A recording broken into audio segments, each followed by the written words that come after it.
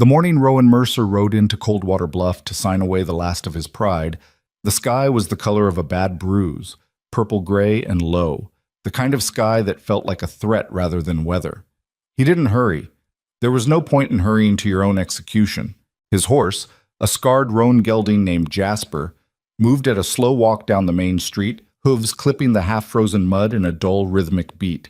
Rowan sat straight in the saddle the way his father had taught him. Back like a fence post, boy. Never let a man see you bend. But inside he was a house with the supports knocked out, standing only because the walls hadn't figured out yet that there was nothing holding them up. He was 34 years old. He had calluses on his hands thick enough to sand wood. He had buried a wife 2 winters ago, and he was still finding her handwriting on scraps of paper tucked in coat pockets and book spines. He had a daughter, 8 years old, who collected river stones and asked too many questions and still sometimes reached for her mother in the dark. And he was about to lose the only thing his family had ever owned outright. The Mercer land, 412 acres carved from the Rockies by his grandfather's bare hands, sat 7 miles east of town, bounded by Elk Creek on the north and a ridge of ponderosa pines on the south. It wasn't glamorous land. The winters were brutal. The soil in the lower pasture went boggy in spring. The south fence needed replacing every other year because the elk didn't respect borders. But it was his. It had his grandfather's sweat in it, his father's blood, literally. The old man had sliced open his palm on barbed wire stringing the east fence and made a joke about it while blood soaked through his glove. It had his own childhood, his own grief, his own daughter's footprints in the mud by the creek. And it had a debt attached to it now, a debt that had grown teeth.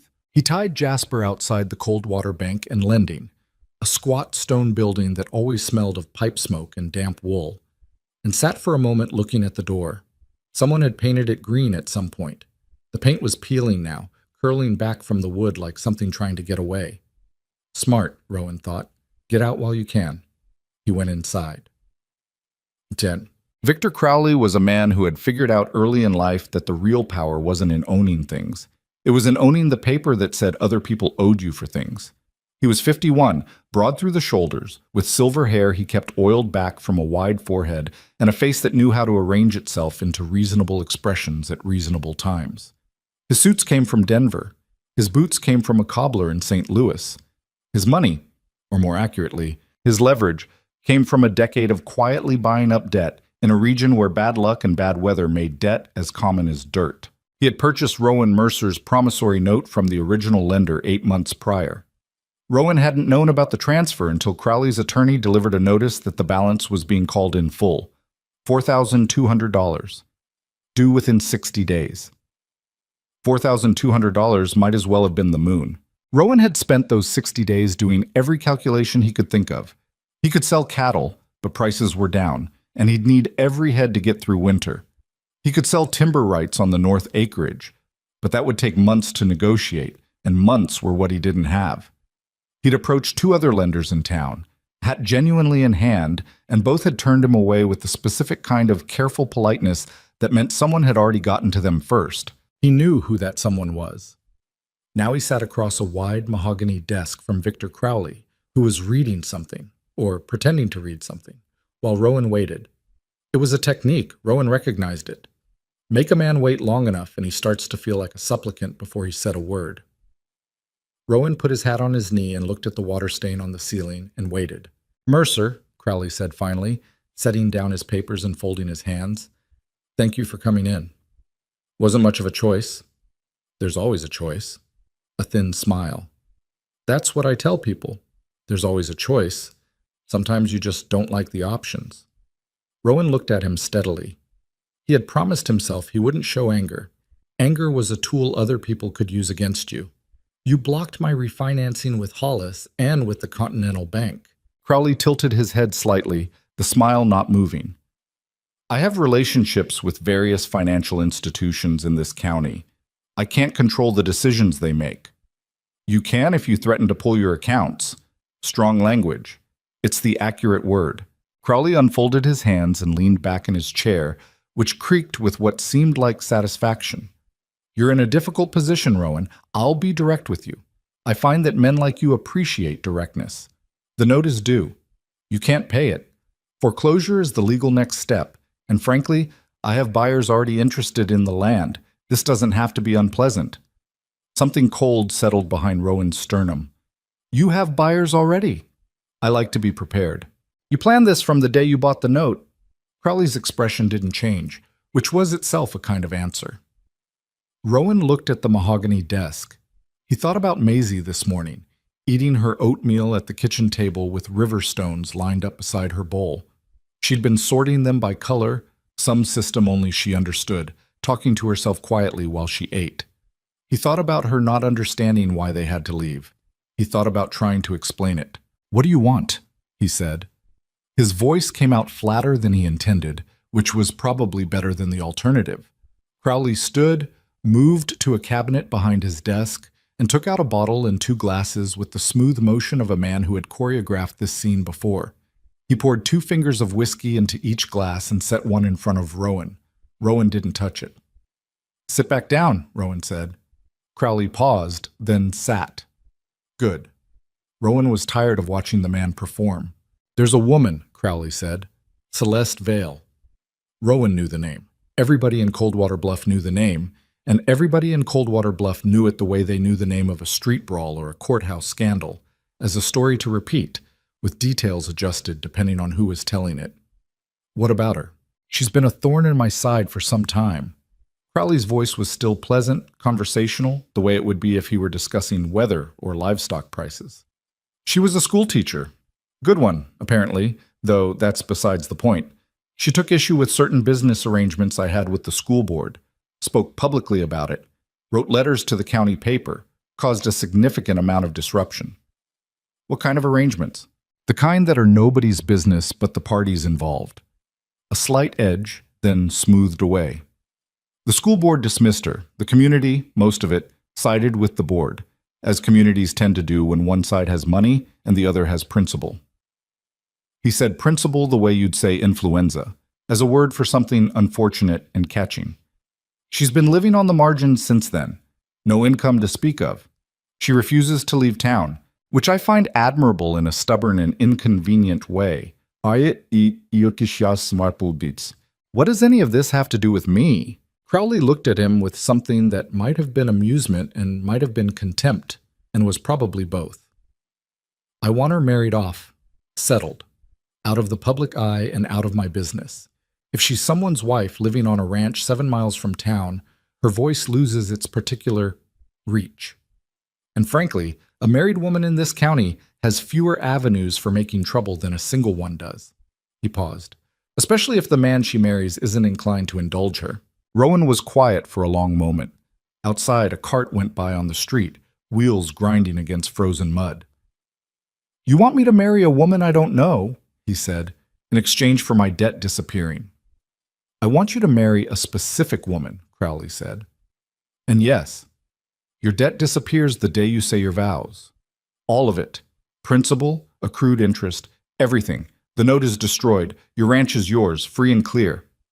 And if I say no, foreclosure proceedings begin Monday." Crowley picked up his own whiskey glass. "You lose the ranch, Rowan. Your daughter loses her home. And I have 412 acres to sell to men who'll put cattle on it and won't know your grandfather's name by spring." Rowan sat very still. He hated this man. He had met people he disliked before, people he disagreed with, people who had wronged him in the ordinary ways people wrong each other.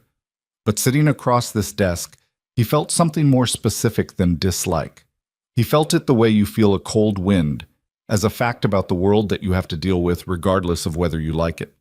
He thought about Maisie's river stones. "I want to meet her first," he said. Crowley set down his glass. "Of course." Celeste Vale was living in 2 rooms above the hardware store, which she was getting rent-free in exchange for keeping the store's ledgers, a transaction she had negotiated herself, and which she considered fair, even if both parties knew the hardware store owner was doing her a kindness he couldn't entirely afford. She was 28. She had dark hair that she kept in a practical braid because she had learned, roughly around age 22, that the world took her more seriously when she looked like she wasn't trying to be decorative. She had a face that was striking rather than soft, strong jaw, direct eyes, a mouth that people read as stubborn even when she was simply thinking. She had grown up in Laramie, come to Coldwater Bluff 4 years ago for the teaching position, and stayed through a sequence of events she couldn't quite identify as choices, so much as the accumulation of circumstances that happened while she was busy fighting other things. She was behind the counter of the hardware store when Rowan Mercer walked in. He was a tall man, taller than she'd expected, though she wasn't sure what she'd expected. She knew who he was the way she knew most people in town, generally from a distance, through the lens of other people's commentary. Mercer, the widower out on Elk Creek. Quiet man. Good cattleman, they say. Keeps to himself since Eleanor died. He stopped just inside the door, holding his hat in both hands, and looked around the store with the particular expression of a man who has been told to do something he's not sure he can actually do. "Mr. Mercer," she said. He looked at her. She had the sensation of being assessed, though not in the way that usually made her want to take a step back. More like the way you'd look at a situation you were trying to understand. "Miss Vale," he said, "I appreciate you seeing me. Mr. Crowley arranged this meeting." She said it plainly, without heat or apology. "I know why you're here." He blinked. "He told you?" "He came himself 2 days ago. He told me you were in debt and that this arrangement would satisfy it. He seemed to expect me to be grateful for the opportunity." She watched Rowan's jaw tighten slightly. "He also strongly implied that if I refused, he had several creative ways to make my remaining time in Coldwater Bluff considerably more unpleasant. He threatened you." He suggested. "Crowley doesn't threaten directly. He does that. He doesn't have to. The implication is enough." She came around the counter and gestured toward the 2 chairs by the stove that the hardware store owner used for his own sitting. "Will you sit?" He sat. She sat across from him and looked at him steadily and waited, which was something she was good at. "I want to be honest with you," Rowan said. "I'd appreciate that. I don't want to be sitting here. I don't want any part of this. If I could find another way—" He stopped, pressed his thumb into the brim of his hat. "I have a daughter. She's 8. The ranch is everything she has left of her mother, and I can't—" Another stop. He was a man who chose his words carefully, she thought, because he'd learned that too many words could be held against you. "I can't let Crowley take it from her." Celeste looked at the stove for a moment. The fire inside it was burning low. "Tell me about the debt." He told her. She listened without interrupting, and as he talked, she tracked the numbers in her head. Not because she was doubting him, but because she had learned that numbers told a different story than words did, and the difference between those stories was often where the real problem lived. When he finished, she asked, "Did you read the original promissory note before you signed it?" He shifted in the chair. "My wife handled most of the paperwork. She was better with that kind of thing." "And after she died?" "I found the documents, but I'm not a reading man, Miss Vale. I manage the land, the animals, the seasons. Contracts and legal language aren't—" He stopped again, and she could see the specific discomfort of a competent person admitting a gap in their competence. It was a particular kind of pain, that one. She knew it. "I understand," she said. "I'm not asking you to fix anything," he said, a quick clarification, like he was afraid she'd think he wanted rescuing. "I'm asking you to—" He put his hat on his knee and looked at her with an expression she couldn't entirely read. "I'm asking you to decide if you can live on a ranch with a man who can't offer you anything except a roof and his word that he won't make your life small." Celeste was quiet. It was not a romantic offer. It was not even a kind offer, really. It was a transaction wrapped in a small and unusual amount of honesty, which was more than she'd gotten from most people lately. "I have conditions," she said. "Tell me." "I won't be your servant. I'll help with the ranch because I'm not a woman who sits still, and because I'd rather earn my keep than accept charity. But I won't cook and clean and disappear into that house." "All right. I want access to every document relating to the debt, every contract, every letter, every note. I want to read all of it." He looked at her. "Why?" "Because I was a school teacher, and before that, I was a girl who learned to read when I was 4 years old and never stopped. And because something in the numbers you described doesn't add up, and I want to know why." A long pause. Outside, the wind picked up, rattling the hardware store's front window in its frame. "All right," he said again. His voice was careful. "And I won't pretend with you," she said. "I won't put on a face for the town or play the blushing wife. We both know what this is. I'll be respectful, and I expect the same back.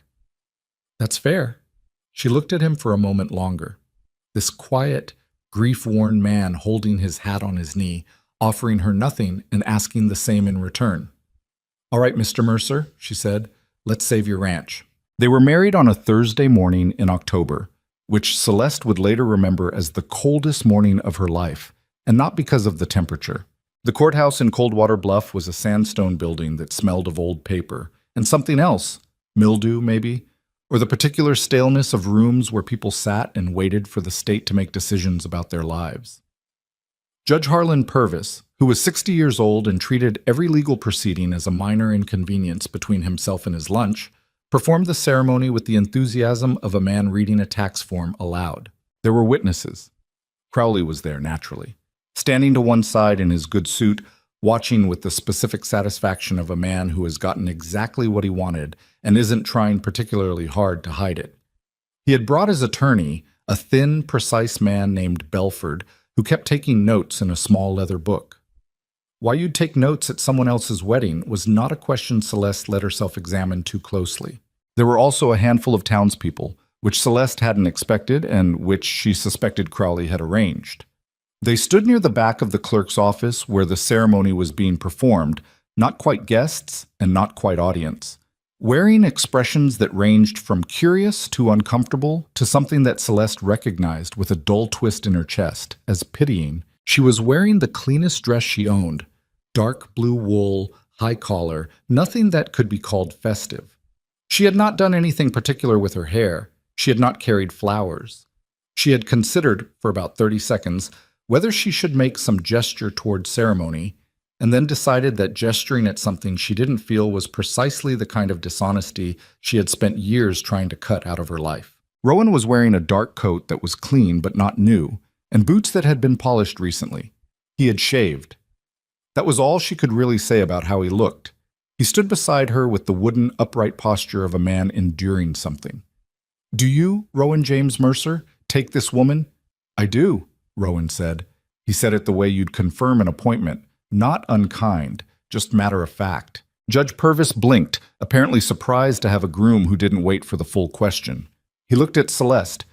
"Do you, Celeste Anvale, take this man?" She looked at the judge. She looked, for one involuntary moment, at the smug set of Crowley's jaw from across the room. She thought about the 2 rooms above the hardware store. She thought about the conversation by the stove and the man who had said, "I'm asking you to decide if you can live on a ranch with a man who can't offer you anything except a roof and his word." It was not enough. It was also, she was aware, more than she currently had. "I do," she said. The ring was plain silver, size slightly too large. Rowan slid it on her finger and looked at her hand for a moment, then let go. "I now pronounce you—" There was, traditionally, a kiss. Rowan looked at her. There was something in his face that she couldn't name exactly. Not reluctance, not disgust, but a kind of profound discomfort. The expression of a man who was realizing all at once that this was, in fact, a real thing that was happening to a real person. "You don't have to," she said quietly. Only he could hear it. He leaned forward and pressed his lips briefly against her cheek. It lasted perhaps 2 seconds and was about as romantic as a handshake, but it was, she thought, at least not performative. He wasn't pretending. He was just doing the required thing, carefully, without cruelty. Crowley began to clap, slow and deliberate, from across the room. It was one of the most unpleasant sounds Celeste had ever heard. She turned to face him. She was not sure what her expression was doing, but based on the way Belford, the attorney, took a small step back, it was probably not pleasant. Crowley smiled at her. "Congratulations, Mrs. Mercer," he said. "I do hope you'll be happy." Celeste looked at him for a long moment. "Mr. Crowley," she said, "I'd like a copy of every document related to my husband's debt. The original note, the transfer paperwork, the terms." She kept her voice very level. "I'll need them delivered to the ranch by end of week." Crowley's smile didn't disappear, but it changed shape in some way that was hard to pin down. "Of course," he said. "Whatever helps you settle in." "Thank you." She turned away from him to Rowan. Rowan was looking at her with an expression she would later learn was characteristic of him when something surprised him. A stillness, A recalibration, like an animal that has heard an unexpected sound and is deciding what to do about it. "Ready?" she said. He put on his hat. "Let's go home," he said. It didn't sound warm. It didn't sound cold either. It sounded like the beginning of something neither of them had chosen, and both of them were going to have to figure out how to survive. Outside, the sky was that same bruised purple gray it had been all week, and the wind was picking up off the mountains.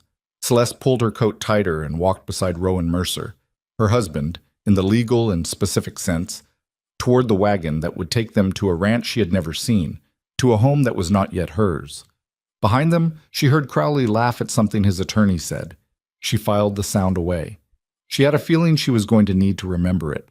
Maisie Mercer was sitting on the top rail of the corral fence when the wagon came up the road. She had been told there would be a new person coming to live at the ranch. Her father had told her this with the same careful, factual tone he used for things he wasn't sure how to explain. The same tone he had used when he explained that her mother wasn't coming back, and that the calf born in February hadn't made it, and that some winters were just harder than others. He had said, "There's a woman named Celeste who is going to come live with us. She'll have her own room and she'll help around the ranch. She's had a hard time of it lately, and we're going to be kind to her." Maisie had considered this and asked, "Is she going to be my new mother?"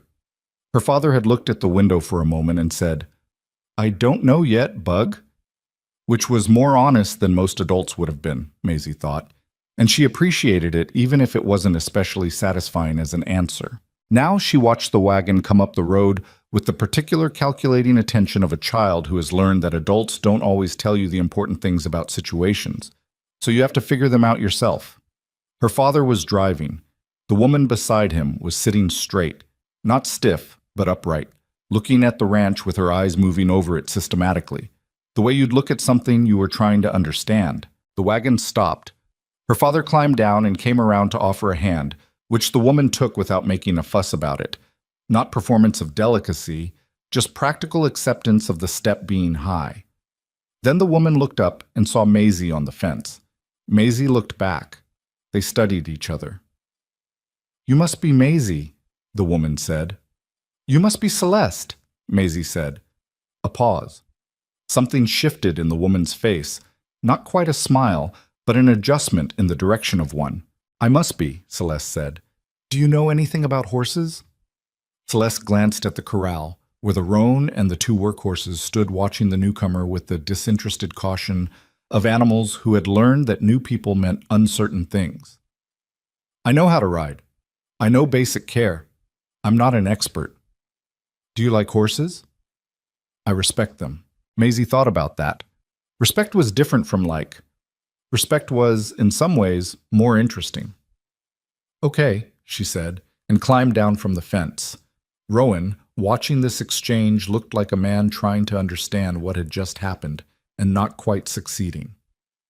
The ranch house was larger than Celeste had expected, large in the way of frontier houses, meaning functional rather than spacious, but more rooms than she'd imagined, with the additions that came from a family that had been in one place long enough to need more space for living. The main room was clean but worn, a scarred plank table, 2 chairs, a reading rocker by the window that still had a small pile of mending in the basket beside it that looked like it had been sitting there long enough to become invisible. Eleanor's mending.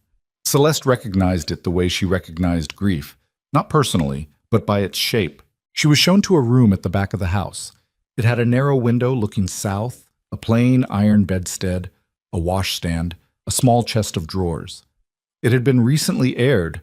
She could smell the faint cold from the window having been opened. And someone had put a clean blanket on the bed that was folded with excessive neatness. The neatness of someone who was trying to do right by a situation they weren't sure about. She set her bag down on the floor and looked around the room. It was not much. It was, however, entirely hers in a way the 2 rooms above the hardware store had never quite been, because those rooms had been borrowed and everyone had known it, including her. She unpacked her things in the systematic way she did everything. Books first, because they made a place feel inhabited. Then clothes, then the small locked tin box that held her documents, her teaching certificates, her letters of reference from the years before the school board dismissed her, the copies she had made of every piece of correspondence relating to that situation, because she had known Even then, the documentation was the only real protection an unprotected woman had. Then she sat on the edge of the bed and allowed herself, for exactly the amount of time it took to take 3 slow breaths, to acknowledge that she was scared. Not of Rowan Mercer. Not, precisely, of this place. Scared of what happened if this didn't work. Scared of what Crowley was capable of doing to a woman who had now, by marrying Rowan, given him exactly what he wanted, which meant she had also placed herself squarely in the middle of whatever he might decide to do next. 3 breaths. She was done with it. She picked up her coat and went to find the kitchen. Dinner that first night was a negotiation that nobody announced as won. Maisie had set the table, 3 places she'd done that herself without being asked, which Rowan noticed and which meant something about what the child wanted from this situation. Rowan had made something with salt pork and potatoes that was functional food in the specific way of a man who ate to stay alive, rather than to enjoy the process. Celeste ate it without comment. It wasn't bad. It wasn't good. It was fuel. "Do you read?" Maisie asked Celeste. "I was a teacher," Celeste said. "So yes." "Do you read out loud?" "Maisie," Rowan said, with a tone that meant don't make demands. "It's all right," Celeste said. "Yes." I read out loud. Maisie looked at her father with an expression that said, "See?" Then she looked at Celeste with an expression that said, "Good." Then she went back to her potatoes. Rowan poured himself another cup of coffee and looked at the table and said nothing. After dinner, when Maisie had gone to bed, Celeste sat at the table and Rowan sat across from her, and they looked at each other in the lamplight with the full awkwardness of 2 strangers who were now, legally, family. "The documents," Celeste said. "I meant what I said to Crowley. I want to see everything. You think there's something wrong with them? I think there might be. Some of what you told me, the numbers don't fit how promissory notes usually work. The way the interest accrued, the conditions of transfer, it doesn't fit. What would it mean if you're right?" Celeste looked at the lamp. "I don't know yet. Possibly nothing. Possibly the note is simply unfavorable and Crowley is simply ruthless, which is bad, but not illegal. Possibly something else." Rowan was quiet for a moment. Outside, the wind moved through the pines with a sound like the ocean, which Celeste had never actually heard but imagined as something like this. "Why are you doing this?" he said. Not hostile, genuinely asking. She looked at him. "Doing what?" "Looking for a fight you might not win." A pause. "You already have what you came for, the roof, the terms you set. I'm not going to make your life small. I told you that and I meant it. You don't have to—" He stopped. "You don't have to fix anything." Celeste considered the question the way she considered most questions. Seriously, from all sides, without rushing to the answer she wanted to give. "I don't like people who do what Crowley does," she said finally. "I've spent 4 years watching him do it to other people and not being in a position to do much about it except write letters that got me fired and whisper in rooms where nobody wanted to listen. And now I'm in a specific position. I have access to documents. I have time." She looked at Rowan directly. "I don't do things halfway." He looked at her for a long time. Then he picked up his coffee cup and said, "Crowley's going to make trouble." "He was always going to make trouble," she said. "The question is whether we're ready for it. He sent you here to be sidelined." "Yes." She met his eyes. He miscalculated. Something shifted in Rowan's expression. That stillness again, that recalibration. This time it lasted longer, and when it resolved, it wasn't into neutrality. It was into something that was, if not warmth exactly, at least the absence of walls. "All right, Celeste," he said. He said her name like he was testing the weight of it. She nodded once. "I'll need a lamp in my room that burns past midnight." He got up from the table and went to the cabinet and took out an extra lamp and set it on the table in front of her without comment. She looked at it. Then she looked at this quiet, difficult man who had agreed to terms he didn't fully understand with a woman he didn't know, who had brought her to a home that still had another woman's mending in the basket, who had promised her a roof and his word, and was now, apparently, keeping both. She thought, this might actually be salvageable. She thought, don't get ahead of yourself. She took the lamp and went to her room to start reading. The documents arrived on Friday, delivered by Belford, the attorney, in a leather satchel that he handed over at the front door without coming inside, which told Celeste something about the message Crowley was trying to send. I'm complying, but don't mistake compliance for respect. She took the satchel, thanked Belford with precisely the neutrality the moment deserved, and closed the door. She spread everything across the kitchen table that evening while Rowan was finishing the late feeding and Maisie was doing her arithmetic lessons by the lamp in the main room. The fire in the stove had burned down to coals, and the kitchen was cold enough that she could see her breath on the first few minutes, but she didn't get up to add wood. She was reading. The original promissory note was 4 pages, handwritten in the dense legal cursive of the previous century, with attached schedules of payment terms and interest calculations that had been typed on a machine with a sticking letter E. Every E sat slightly lower than the other letters, a small defect that ran through the whole document like a fault line. The transfer paperwork from the original lender to Crowley's holding company was 2 pages. There was a demand letter, 2 follow-up letters, the notice of default. Standard architecture of financial predation, she thought. She had seen the shape of it before, in smaller forms. She read everything twice. Then she went back to the original note and read it a 3rd time, slowly, paying particular attention to Section 4, Paragraph 2, Subsection C. Rowan came in from outside, bringing cold air and the smell of hay with him, and stopped when he saw the papers spread across his kitchen table. Sorry, Celeste said, not looking up. I'll clear it before breakfast. It's fine. He hung his coat on the peg by the door and came to look over her shoulder, not reading. She doubted he could parse the legal language, but looking at the volume of paper the way you'd look at bad weather coming across a plain. Anything? Maybe. She tapped the original note with one finger. This language here, in subsection C, the condition attached to the transfer clause. What does it mean? I'm not entirely sure yet. That's the problem. She sat back and rubbed her eyes. I need to find someone who knows contract law, not just general practice, specifically debt instruments and property liens. Rowan pulled out the chair across from her and sat down, which meant he was taking this seriously rather than humoring her, which she appreciated. There's an attorney in town, Morrison. He handled the deed when I bought the South Pasture edition. Is he Crowley's man? A pause. I don't think so. He's cautious. He doesn't get involved in things if he can help it. Cautious men are hard to read, she said. They can mean they're careful, or they can mean they've calculated which way the wind blows and decided to stay out of it. That's accurate, Rowan said. She looked at him. He was looking at the papers with an expression she was starting to recognize.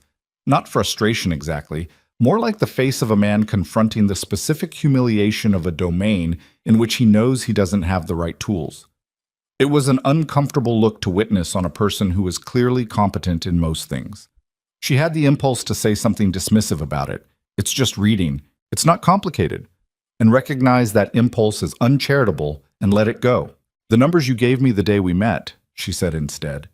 The original loan amount, was that the full number, or were there fees folded into it? He thought about it. Eleanor handled the signing. He stopped. She said there were some fees, processing. I don't know the amount. I need to find those, Celeste said. If the original principal was lower than what appeared in the note, that changes the interest calculations. It might change how the default was characterized. She looked at him directly. I'm not promising anything. I might be looking at nothing, but something in this document doesn't feel clean.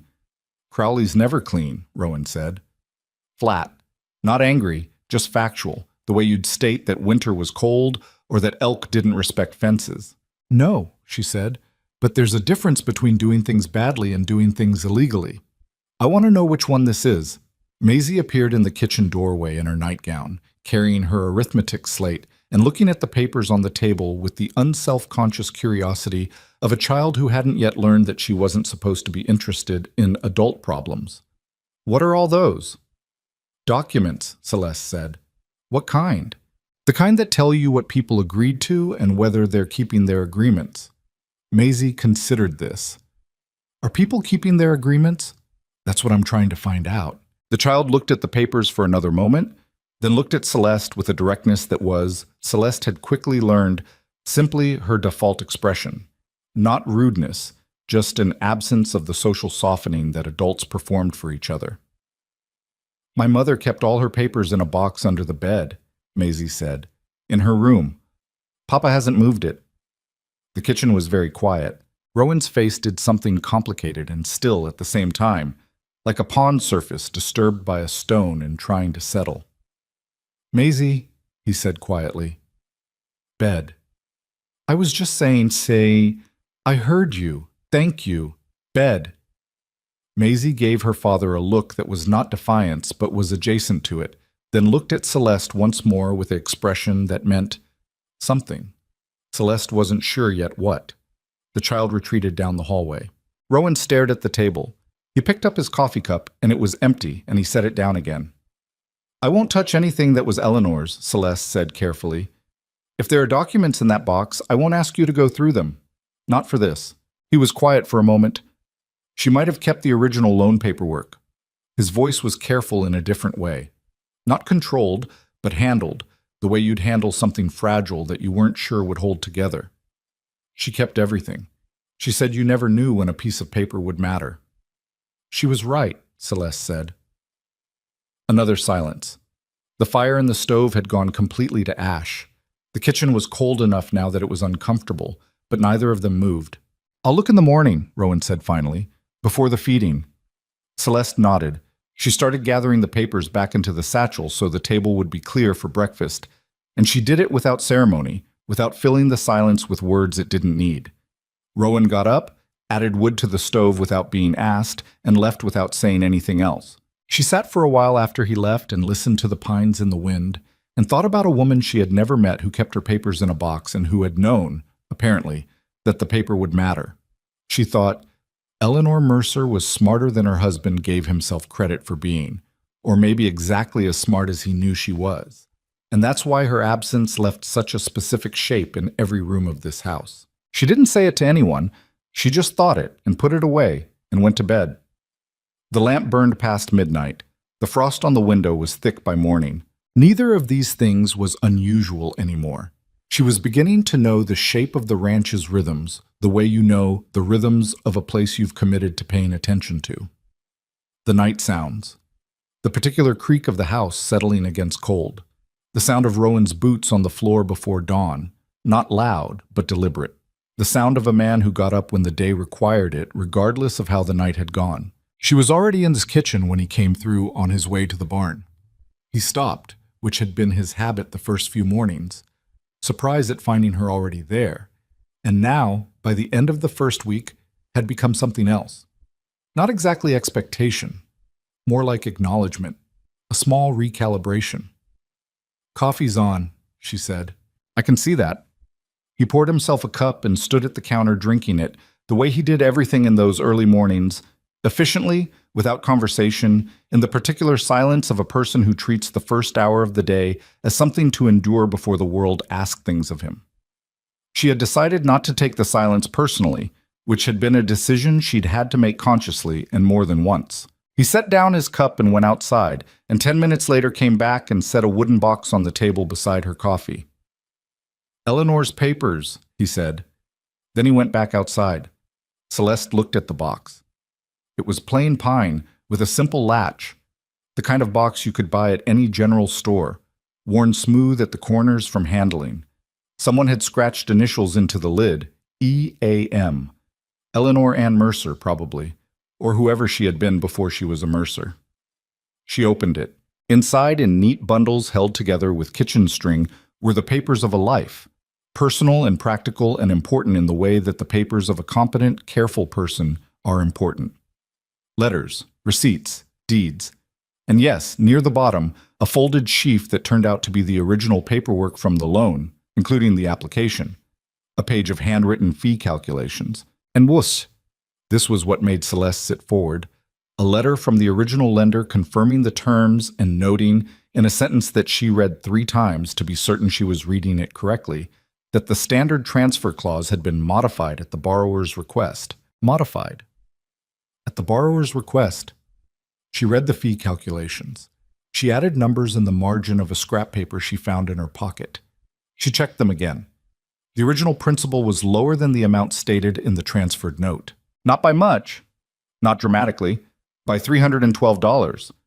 But in the context of how the interest had been calculated, In the context of the transfer clause and its conditions, $312 was not just $312. It was the thread you pulled that unraveled the shape of the whole thing. She sat at the kitchen table with Eleanor Mercer's papers and thought about what she was looking at and what she would need to prove it, and whether she was right or only wanted to be right, which were two different states that she had spent enough of her life confusing to know how important it was to distinguish between them. When Rowan came back in at mid-morning, she was still at the table. "You were right," she said. He stopped in the doorway. "About what, specifically?" "About something being wrong." She turned the fee sheet toward him and pointed to the relevant line. The original loan principal was smaller than what appeared in the transferred note. The difference isn't enormous, but it was enough to change how the default threshold was calculated. If I'm reading the transfer clause correctly, she picked up the note and found the page. The conditions under which Crowley was permitted to call the debt in full weren't actually met. Not legally. Rowan crossed to the table and looked at the documents, and she watched his face go through the stages of a man hearing something he'd hoped to hear and was afraid to believe. What does that mean? It means the foreclosure notice may have been premature. It means the legal basis for the demand letter may be shaky. She looked at him. It means we might have something. Might, he said. Not skeptical. Careful. Might, she confirmed. I need someone who knows property law. What I know is general, enough to see the shape of the problem, not enough to be certain I'm right about the specifics. We need Morrison. He was quiet for a moment, thinking, she had learned, not stalling. Rowan Mercer's silences were computational, not evasive. She had adjusted to them. Morrison is cautious, he said again. Yes. He's going to want to know where this is going before he commits to anything. Then we go in knowing what we're asking for, Celeste said. Not commitment, just an opinion, an interpretation of a clause. He can give us that much without sticking his neck out. Rowan looked at her. You've been thinking about this. I've been awake since 4, she said. Yes. Something that was almost a smile moved through his expression and resolved before it fully arrived. All right. He looked at the box on the table. She kept everything. It wasn't exactly addressed to Celeste, but she answered anyway. She was smart. I know she was. He picked up the box and held it for a moment with both hands, that controlled stillness on his face again, and then set it back on the table carefully. I'll ride into town this afternoon.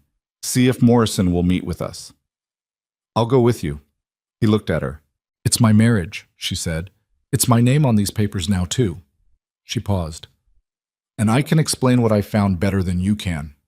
He considered this for exactly as long as it took to recognize it was true. Fine, he said, after lunch. The ride into town was cold and mostly quiet, which was becoming their default.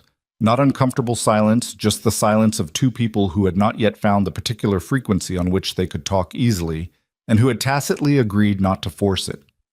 The wagon road wound through a stand of bare-branched aspens, and then climbed slightly before dropping into the valley where Coldwater Bluff sat along its creek.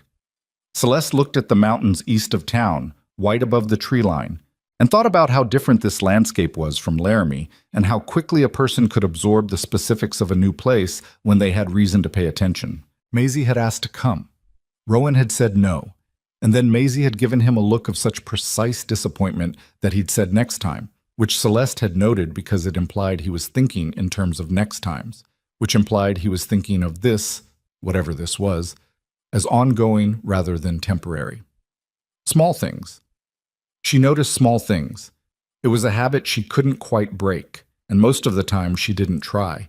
Morrison's office was on the second floor of the building above the barber shop, accessible by an exterior staircase that squeaked aggressively on every step. Morrison himself was a compact man in his mid-50s with wire spectacles and the careful manner of someone who had made a professional habit of withholding reactions until he had enough information to justify them. He looked at Rowan when they came in, then at Celeste, then at the satchel she was carrying, and said nothing for a moment except, "Sit down." They sat. Morrison sat behind his desk and folded his hands. "I've heard you married," he said to Rowan. "Not congratulations, not judgment, just acknowledgement." "We married," Rowan said. He didn't say she's my wife or any of the formulations that would have been expected. He said we married, which put Celeste in the sentence as an equal participant rather than an object of action, and which she noticed and did not comment on. "I need an interpretation," Celeste said. She opened the satchel and found the relevant documents and set them on the desk in the specific order she'd decided on during the ride. Transfer clause, subsection C, and the fee schedule from the original application. She slid them across. Morrison looked at the papers without touching them for a moment, then picked up the original note. He read. He turned a page. He picked up the fee schedule. He read that too, and she saw him stop at the same line she had stopped at and saw his jaw shift slightly. He set everything down and looked at her. "Where did you find the original application?" "In documents belonging to Mrs. Mercer. The first Mrs. Mercer," Celeste said. "She kept everything." A pause. Morrison looked at his hands, then back at the documents. "The principal discrepancy you're seeing?" "Yes." "And the modified transfer clause?" "Yes." "You think that affects when and whether Crowley was entitled to call the debt?" "I think it's possible. I'm not a lawyer. That's why I'm here." Morrison was quiet for a long moment. He had the specific quality of a careful man looking at something he wished he hadn't been shown and now couldn't unknow. Celeste had seen that expression before and knew it could go several ways. "This is Crowley's paper," Morrison said. Flat statement. "Yes," Rowan said. Another pause. Celeste watched Morrison and didn't say anything because she had learned that pressure at the wrong moment closed doors faster than silence did. "What you're describing," Morrison said slowly, "if the discrepancy holds up and the transfer clause language means what you think it means, and I'm not saying it does, I'm saying if, then the demand notice was premature. The debt was not legally callable at the time Crowley called it." He stopped. "And if you married in response to a debt that wasn't legally callable, then the terms of that arrangement were based on a misrepresentation," Celeste said. Morrison looked at her. She had the feeling she was being reassessed in real time, which was something she'd experienced before and had stopped finding uncomfortable. Being underestimated was its own kind of advantage. "I need time with these documents," Morrison said. "I'm not committing to anything. I'm looking and I'm telling you what I find, and then you decide what you want to do about it." "That's all we're asking," Celeste said. "You understand that if you pursue this, if there's something genuinely wrong here and you try to use it, Crowley is going to come down on you with everything he has." "He was already going to do that," Rowan said. "He arranged this marriage to sideline my wife. He bought my debt specifically to take my land. He's been working toward this for a year. We're not choosing a fight. We're already in one." Morrison looked at Rowan for a moment, then at Celeste, then back at the papers. He picked up the original note again and held it with the focused attention of a man who has decided to commit to something, even if it's just the commitment to look. "Come back Thursday," he said. "I'll have something for you." They were back on the wagon and out of town before Celeste said anything. She waited until the aspens closed around them and the town was a smear of wood smoke and lamplight behind them. "He's going to help us," she said. Rowan was looking at the road. "You can't know that." He picked the note back up after he said come back Thursday. He picked it back up and started reading again. He didn't put it away. She felt the cold air on her face and the particular quality of satisfaction that came from reading a situation correctly. He's angry about this. He's been watching Crowley operate in this county for a decade and he hasn't had cause to do anything about it. We just gave him cause. Rowan drove in silence for a moment, then, "You're very good at reading people. It was useful in a classroom." "I imagine." A pause. The aspens thinned and opened up and the mountains came back into view, the sky above them purple dark at the edges, the afternoon running short the way it did this time of year. "What happens if we're right?" Rowan said. "If Morrison confirms the note was—" "We go to court," Celeste said. "We challenge the debt. We challenge the foreclosure. We put everything Crowley did on the table in front of a judge. Crowley owns half the people in this county." "He owns their fear," she said. "That's different from owning people. Fear runs out when people see that the thing they were afraid of can be beaten." She looked at the mountains. "He picked the wrong woman to try to sideline." Rowan looked at her. She became aware of being looked at and turned to meet it. He was doing that recalibration thing again, that stillness, but it was slower this time and resolved into something different than it had before. Not the absence of walls exactly, but the walls doing something other than keeping her out. "I need to apologize to you," he said. She blinked. "For what?" "For not reading the documents myself, for not fighting back from the beginning, for letting it get to where a woman I don't know had to come and live in my house because I couldn't figure out my own paperwork." He looked back at the road. Eleanor would have seen this. She saw everything. I should have. After she died, I should have learned. I kept telling myself I'd get to it. Celeste was quiet for a moment. "Your wife died," she said. "You had a child and a ranch and a grief that apparently nobody in this town was much help with. You didn't get to the paperwork." She paused. "That's not a character flaw. That's just what grief looks like." He didn't say anything. "And for what it's worth," she said, "you gave me access to everything without hesitating. You let me open Eleanor's box. You drove into town today because I said to." She looked at him. "You trusted a stranger." "You're not exactly a stranger anymore," he said. It came out roughly, like it hadn't quite been meant to. "No," she agreed. "Not exactly." The wagon went on. Smoke from the ranch chimney was visible now, and the light in the main window, which meant Maisie had lit the lamp, which meant Maisie was sitting at the table with her stones or her slate, waiting for them to come back the way children waited, with a patience that was actually just the absence of any alternative, which looked like patience from the outside but felt like faith from the inside. Celeste thought about that. She thought about a child who had put 3 places at the table on the first night without being asked. She thought about Maisie saying my mother kept all her papers in a box, said with the specific casualness of a child who is trying to be helpful and doesn't fully understand that some kinds of help are also a form of grief. She thought about what it meant to be in a house where a woman had been and was no longer, and to be something other than that woman, but also now living inside the shape of her absence.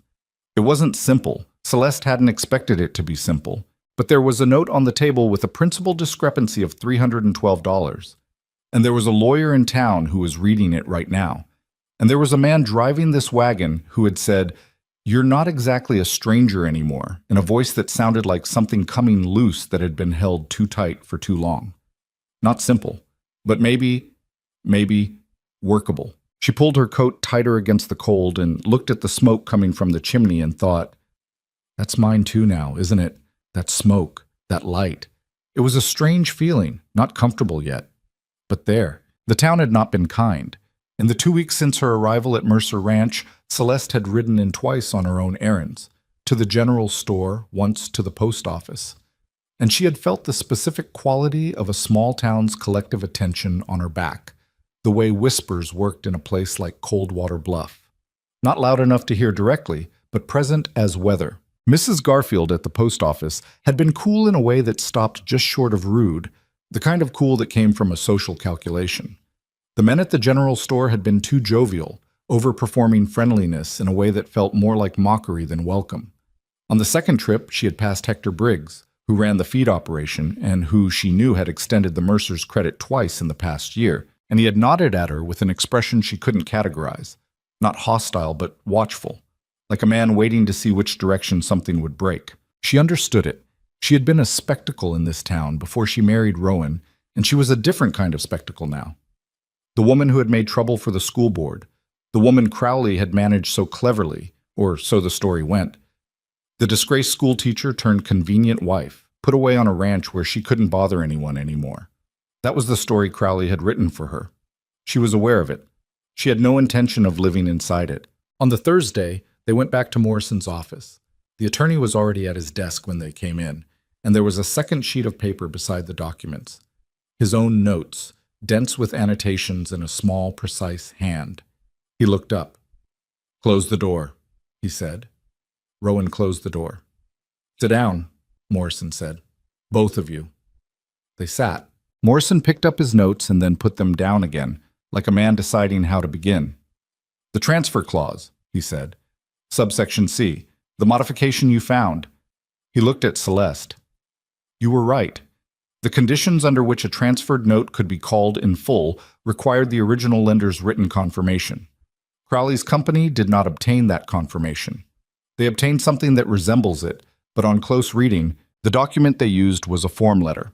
It doesn't meet the specific requirements of the modified clause. The kitchen was... No, they were in Morrison's office, but it had the same feeling as the kitchen, that particular stillness that came before something important settled into place. So the demand was improper, Celeste said. The demand was premature at minimum and arguably invalid, Morrison said, which means the default notice was built on a demand that shouldn't have been made yet. He paused. It also means the marriage arrangement was coerced under false pretenses, Celeste said. Crowley told my husband the debt was legally callable. It wasn't. Everything that followed, the arrangement he proposed, the pressure he applied, was based on a legal situation he either manufactured through incompetence or created deliberately. Yes, Morrison said. He looked at Rowan. Do you understand what this means in practical terms? Tell me, Rowan said. It means you have grounds to challenge the note, to argue the debt was never properly in default, to potentially have the entire foreclosure action voided. Morrison took off his spectacles and set them on his desk.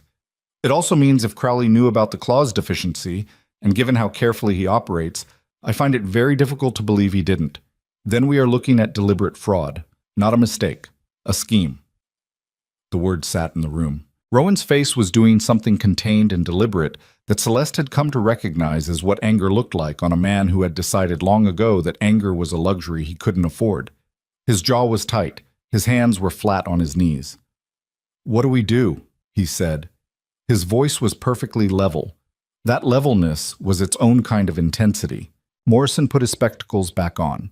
He looked like a man who had spent 50 years being cautious and was now, in the space of 1 week, deciding to stop. We build a case, he said. We document everything. We go to the district court. He looked at Celeste. And you need to keep looking at those documents, everything you can find, because fraud needs to be demonstrated, not just implied, and the more you can show, the less room Crowley has to maneuver. I'll keep looking, she said. Good. Morrison's voice was dry.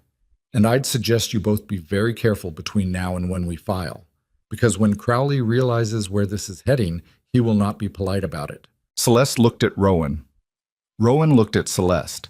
Neither of them said anything about the fact that they had already accepted that Crowley was not going to be polite. They had accepted it the night they sat across the kitchen table with a lamp burning, and something about the shape of the problem coming into focus, without either of them naming it quite that way.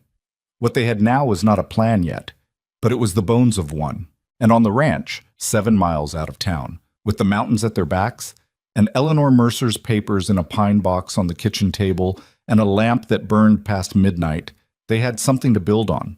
It wasn't comfort, it wasn't safety, it wasn't even certainty.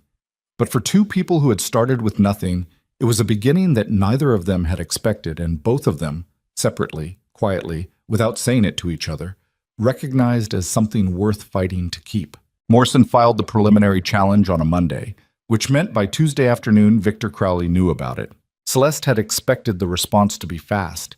She hadn't expected it to be quite that fast, and the speed itself told her something. That Crowley had people watching the courthouse, or watching Morrison's office, or both. That he had built a system of information that functioned like a nervous system for the town, carrying signals back to the center the moment anything moved against him. That he had been expecting something, which meant he had known, on some level, that the documents had a flaw in them, which confirmed what Morrison had suspected. Crowley hadn't made a mistake. He had made a calculation. The first thing that happened was the feed supply. Hector Briggs came out to the ranch on Tuesday evening, drove out himself rather than sending a hand, which meant he was uncomfortable enough about this that he wanted to deliver it in person rather than write it down. He stood at the door holding his hat in both hands, which was the same posture Rowan had used walking into Crowley's bank, and Celeste, who answered the door, recognized it immediately as the posture of a man who was about to say something he didn't want to say. "Mr. Briggs," she said. "Mrs. Mercer." He looked past her briefly, then back. "Is Rowan in?" "He's finishing up at the barn. Come inside." He came in reluctantly, stood near the door rather than sitting, and turned his hat in his hands while Celeste poured him coffee he hadn't asked for and set it on the table. Rowan came in 5 minutes later, read Briggs's posture in about 2 seconds, and sat down without taking off his coat. "What is it?" Briggs set his hat on the table, which meant this was going to take a minute. "Rowan, I've been extending you credit for 3 years. You've always settled up by spring, and I've never had cause to worry about it. But Crowley came to see me this morning. Briggs looked at his coffee cup. He was a large man with a red face and a general air of someone who preferred uncomplicated things and had wandered into something that was not uncomplicated. He called in a note I have with his lending company. Note I took out 4 years ago to expand the warehouse. He's calling it in full, within 30 days. Silence. He told you to cut off our credit, Rowan said. He didn't tell me. He didn't say your name. Briggs had the grace to look ashamed of the distinction. He called in the note, and I don't have 30 days worth of cash, so I'm going to need to call in what I'm owed. He looked up. I'm sorry, Rowan. I've got my own family. Celeste looked at Briggs. She was not angry at him, not truly. She understood the mechanics of what had just happened, and she understood why a man with a family and a warehouse note in 30 days would do exactly what Briggs was doing. But she also understood that this was the first move in a sequence, and that letting it land without response would establish a pattern. How much do we owe you? She said. Briggs looked at her, slightly startled that she'd spoken. $62. We'll pay it in full by end of week, Celeste said. Briggs blinked. You don't have to. We'll pay it, she said again. And then we'd like to continue doing business with you on a cash basis. We understand if that's not possible given your situation, but we wanted to make the offer. Briggs looked at Rowan. Rowan was looking at Celeste with an expression she couldn't interpret in the moment and didn't have time to examine. That'd be... Yes, Briggs said. Yes, cash basis is fine. After he left, Rowan looked at Celeste and said, We don't have $62 liquid. We have 38, she said. I have the rest. That's your money. We're married, she said. Legally, it's both of ours. Also, it doesn't matter whose it is. What matters is that if we let Briggs walk away owing us, he becomes an example. Everyone who has any kind of arrangement with us will hear about it before Sunday. Crowley is trying to isolate us. Every relationship we preserve costs him a piece of the strategy. Rowan looked at her for a long moment. Then he said, What's the next move? He's going to hit the other suppliers, possibly the county clerk. There are recording fees Morrison will need covered, possibly someone on the school board if he decides to make things personal. She had been mapping it in her head since Tuesday morning when Morrison's clerk had sent a note out to the ranch saying the filing had been received. He's going to try to make us expensive to be associated with. He's going to try to starve us out. He's going to try, she said, but he can't call in every note in this county simultaneously. He has to pick and choose, which means the people he doesn't reach first have a window. A window for what? For deciding which way they want to be standing when this is over. Rowan was quiet. He had the look of a man recalculating something he'd thought was one problem and was discovering was 3 connected problems. You've been thinking about this for a while. Since Morrison said Crowley probably knew about the clause deficiency. She sat down at the table. If he knew, he's been running a scheme. Not just against you, against everyone he's done this to. You're probably not the first family he's manipulated into an impossible position using paper he knew was defective. There are others. I'd bet on it. She looked at her hands. Which means we're not just fighting for the ranch. We're fighting for every person in this county who Crowley has a piece of. The fire in the stove popped. Maisie's slate was on the table, her arithmetic from that morning half finished, the chalk still sitting beside it where she'd left it in a hurry. That's a bigger fight than I signed up for, Rowan said quietly. I know. She looked at him directly. You can pull back. You can let Morrison handle it narrowly. Just the one note. Just the one challenge. Maybe it's enough to void the foreclosure, and that's all you wanted. And you? She held his eyes. I'm not pulling back. He sat with that for a moment. Then he made the particular sound of a man who has looked at 2 options and recognized that one of them was only comfortable, not right. What do you need? I need access to the county recorder's office, she said. I need to look at every note Crowley's company has filed in the past 10 years. Every transfer, every foreclosure action, every deed of trust. She paused. And I need Maisie to stay with someone in town for a few days because I don't want her at the ranch if things escalate. Rowan's expression shifted. You think I think he's a man who has never had his plan seriously threatened, and I don't know what he does when that changes. She kept her voice even. "I'd rather Maisie be somewhere safe while we find out." The silence that followed was a different kind from the silences she'd grown accustomed to at Mercer Ranch. This one had weight in it. She watched Rowan work through the specific terror of a parent being told that his child might be a variable in someone else's plan, and she watched him push it somewhere manageable the way people push things they couldn't afford to fall apart over. "Doc Fenner and his wife," he said finally. Margaret Fenner was Eleanor's closest friend. She'd take Maisie. "Good." He looked at Celeste. "Thank you for thinking of her." "She's—" Celeste stopped. She'd been about to say "she's my concern too" and checked herself, uncertain whether she had the right to it yet, uncertain what claiming it would mean. She said, "She shouldn't be in the middle of this." Rowan nodded slowly. He accepted the half answer without pressing it, which she was grateful for. The recorder's office took 3 days. Celeste went in on a Wednesday morning with a notebook and a request to review public filings, which the county recorder, a young man named Paulson who had been in the job for 8 months and was still at the stage of following procedure because he hadn't yet learned which procedures certain people preferred to see ignored, permitted without any difficulty. What she found in those 3 days was worse than she had expected and better than she had feared, which was its own specific category of discovery. Crowley's holding company had filed 47 foreclosure actions in the county over the past 9 years. Of those, 31 had been completed. The properties transferred, the families dispersed. 16 were in various stages of process. And of the 47, Celeste found note transfer documentation for 32 of them in the recorded files, which meant 32 sets of paperwork she could examine for the same kind of deficiency she'd found in Rowan's documents. She didn't find it in all of them. Crowley wasn't sloppy across the board. He had a sharp enough legal team that most of the documents were sound. But in 9 cases, she found variants of the same problem.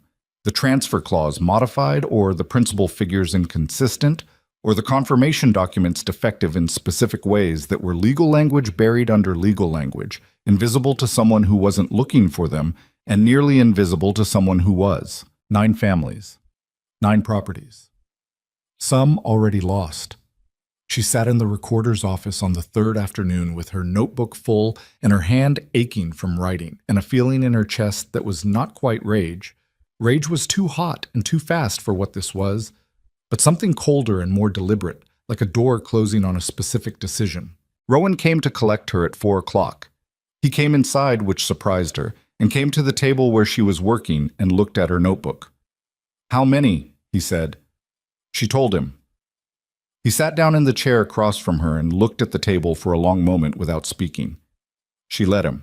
"I know some of those families," he said. "The Hargrove place, that was 3 years ago. Tom Hargrove took his family to Kansas, sold everything they had first so they wouldn't leave with nothing." He stopped. His wife had a baby that winter. First winter in Kansas. Celeste looked at the notebook. "I need to talk to Morrison tonight. I'll write ahead and tell him you're coming." "Rowan." She waited until he looked at her. "This is going to get bad before it gets better. Morrison said it, and I've been thinking about how bad, specifically. And Crowley is going to do more than cut off suppliers. When he realizes what we have, he's going to try to discredit me. He has enough people in this town that he can shape the story." "He's been shaping it since before we married," Rowan said. "Yes, but now he has reason to work harder at it." She closed her notebook. "He'll say I'm fabricating things. He'll say I'm manipulating you. He'll say whatever he can think of that makes what we found look like a scorned woman's scheme rather than what it is."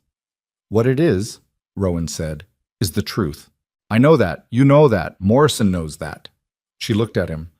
"The people in this town don't know us well enough to choose the truth over Crowley's version without something more than our word." He was quiet for a moment. "What do we need?" "Witnesses," she said. "People Crowley did this to who are willing to come forward.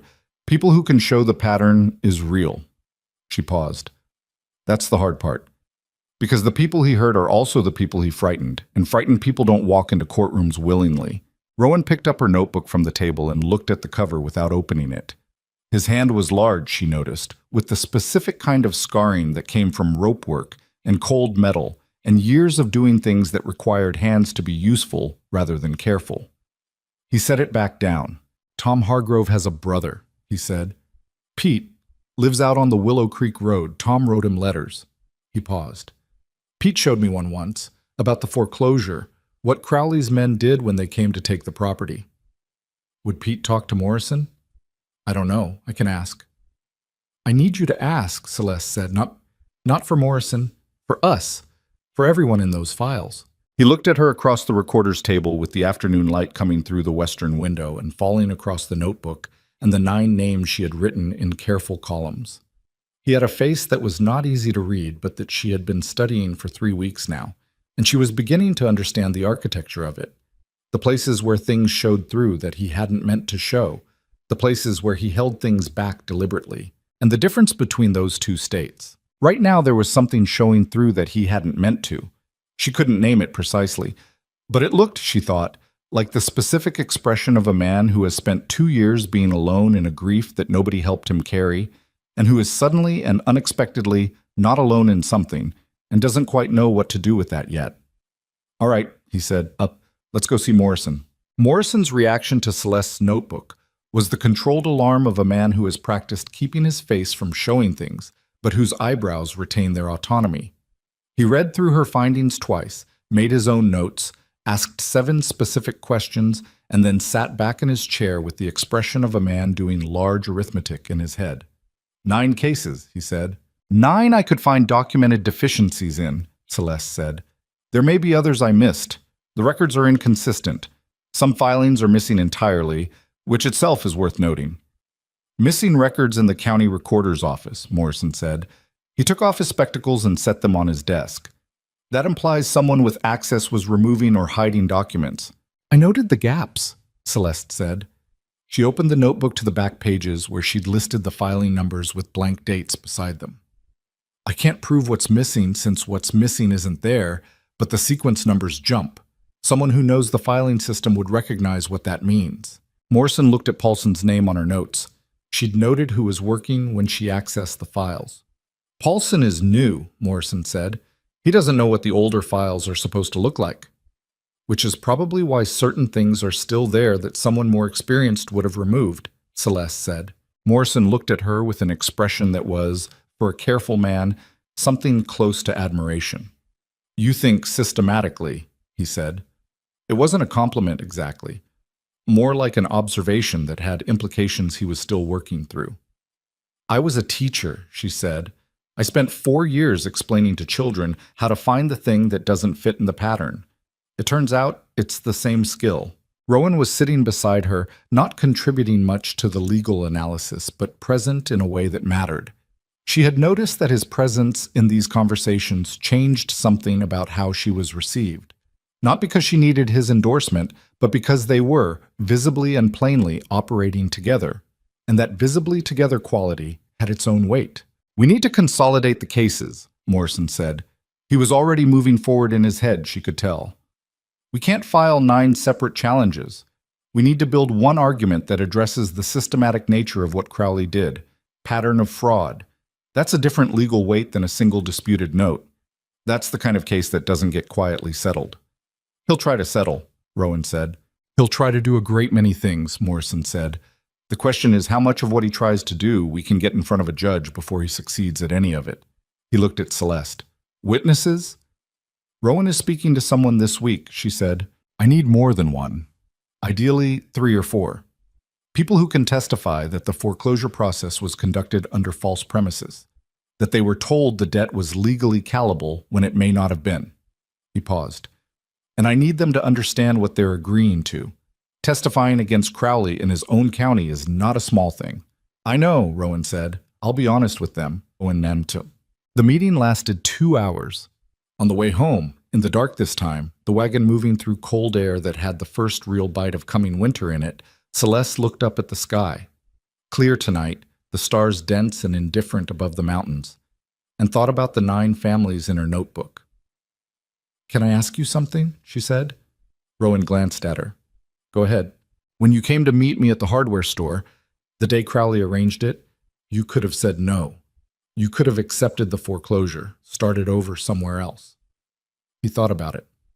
No, he said. I couldn't. Because of the ranch. Because of Maisie. He was quiet for a moment. The ranch is land. It matters, but it's land. Maisie has her mother in that ground. Eleanor is buried in the east pasture by the big cottonwood. If I lose that land, Maisie loses the place where her mother is. His voice was level, but it was the specific levelness of someone maintaining a tone rather than feeling one. I couldn't take that from her. Celeste said nothing. I know that might sound... It doesn't sound like anything except what it is, she said quietly. He let the silence sit for a moment. Then, why did you say yes? She thought about how she'd answer this, in the abstract way she thought about questions she knew would eventually be asked. She had several true answers. She chose the most honest one. Because I was tired of being managed, she said. Crowley thought he was putting me somewhere safe and small. He thought a ranch 7 miles from town, a widower who keeps to himself, a ready-made domestic situation. He thought that was a cage I couldn't see the bars of. She looked at her hands in her lap. I'd been fighting him for 4 years from the outside. From the inside, with access to documents and time, and a husband who isn't trying to shrink me. She stopped. Who isn't trying to shrink you? Rowan repeated. Not a question. Most men try to, she said. Not bitterly. As a fact, the way she said most facts, directly, without apology for them. They don't all mean to. Some of them think they're helping, but there's a particular kind of intelligence that men find inconvenient in women, and so they redirect it, diminish it, put it somewhere it can't do much. Rowan was quiet for a while. I don't find it inconvenient. I know, she said. That's why I'm still looking. The wagon went on through the dark. Somewhere to the north, a coyote started, and another answered, and then they were silent again. Maisie asked about you today, Rowan said. It came out carefully, like he was trying the weight of it before putting it down. From Margaret Fenner's, she sent a note with the Fenner boy. What did she ask? She asked if you were coming to visit her before we brought her home. A pause. I told her probably yes. Celeste looked at the dark road ahead of them. Then probably yes, she said. She heard something in his breathing change, not dramatically, just a small release, an exhale that was slightly longer than the last one, like something that had been held tight for a moment and wasn't anymore. She didn't comment on it. Some things didn't need commentary. They just needed to be allowed to be what they were. The trouble came on a Friday, 9 days after Morrison filed the consolidated challenge. It came in the form of 2 men who arrived at the ranch in the late morning when Rowan was out in the north pasture checking fence, and Celeste was alone in the house. She heard the horses before she saw them. 2 sets of hooves, steady, not rushing, the kind of pace that meant they weren't in a hurry because they didn't think they needed to be. She was at the kitchen table with documents. She stayed where she was and waited. They knocked. She stood, took a moment to decide, then went to the door and opened it. 2 men. Not Crowley. He wouldn't come himself for something like this. She'd known that already. These were men in the middle range of his organization, the kind of men who did the work that maintained plausible deniability. The one on the left was broad, unremarkable, wearing a coat with a deputy's star pinned to it that looked new enough that the pin hadn't worn through the fabric yet. The one on the right was thinner, better dressed, carrying a leather document case. Mrs. Mercer, the thinner one said.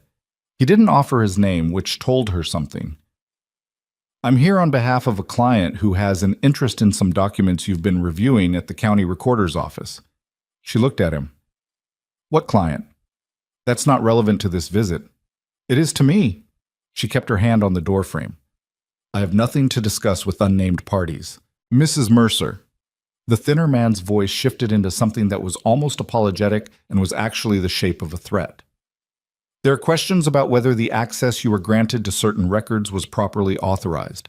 My client is concerned that sensitive financial documents may have been copied or retained.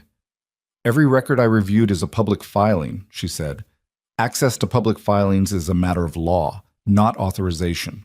The concern is about what was done with the information. The information is being used in a legal proceeding, she said, which is also a matter of public record. If your client has a concern about the legal proceeding, he can address it in court. She began to close the door. Good morning. The man with the deputy's star put his hand against the door. Not hard, just there. Celeste looked at his hand, then she looked at his face. "Remove your hand from my door," she said. Her voice was completely steady. Steadier, she thought, than she actually felt, which was a skill she had learned in 4 years of standing in rooms where people expected her to back down. A beat. Then another. He removed his hand. She closed the door. She stood with her back against it and listened to them stand on the porch for 15 seconds, then walk to their horses, then ride away. Then she went to the table and sat down, and her hands were not, she noted, entirely steady. She put them flat on the table and pressed until they were. She was writing in her notebook when Rowan came in at midday. He looked at her face and put down his gloves without saying anything for a moment. "What happened?" he said. She told him. She kept it factual and direct, which was how she told things, but she saw his expression do the thing where it went very still, and then resolved into something that was not at all still underneath. "The one with the star," he said. "New pin on the coat?" "Yes." "That's Doyle. He works for Crowley's brother-in-law who's on the county sheriff's board." He sat down. He was looking at the wall. "They're not going to stop." "I know. They'll escalate. If the visit didn't scare you, it didn't." "I know it didn't," he said. He looked at her then, directly. "That's what I mean. They're going to escalate because you're not scared." She looked back at him. "Are you telling me I should be scared?" "I'm telling you they're going to try harder," he said. "There's a difference." A pause. "I'm not telling you to stop. I'm not asking you to be smaller or quieter or more careful in the way that means less. I'm just—" He stopped. Started again. "I'm asking you to tell me. Everything. Whatever they do next. Don't handle it alone." She heard what was underneath the request. Not "let me protect you," which would have been the wrong offer from the wrong direction. Something more like, "We are in this together and I need to know what's happening to us." "All right," she said. "All right," he said back. He poured himself coffee and sat at the table and looked at her notebook and said, "Morrison needs to know about this visit." "I know. I was already writing it up." He picked up his coffee cup and drank from it and didn't say anything else. And neither did she. And the silence between them was different now from the silences of those first weeks. Not comfortable exactly. There was nothing comfortable about any of this, but inhabited, shared. The silence of people who had stopped being strangers and had started being something that didn't have a clean name yet. Outside, the first real snow of the season was beginning to fall. Not the dry dusting they'd had in October, but the thick, steady kind that meant business, that would cover the north fence and the east pasture and the cottonwood where Eleanor Mercer was buried, and everything else, under the same even white, indifferent to all distinctions. Celeste looked at it through the window. Then she looked at her notebook and went back to work. The snow stayed. It settled over Mercer Ranch the way trouble settles over a life, quietly at first, then permanently, reshaping everything underneath it until you couldn't quite remember what the ground had looked like before. By the third week of November, the north pasture was buried past the lower fence rails, and Rowan was spending 2 hours each morning just getting feed to the cattle, breaking ice on the water troughs with a hand axe, doing the 1,000 small physical negotiations that winter on a Colorado ranch demanded from a man, whether or not he had a fraud case building in a lawyer's office in town. Celeste helped where she could and stayed out of the way where she couldn't. She had no illusions about her usefulness with livestock. She could do the basic work, the carrying and breaking ice and distributing hay, but Rowan moved through those tasks with the efficiency of someone who had done them so long the actions were stored in his muscles rather than his mind. And a second person without that same fluency often created more friction than help. So she split her time.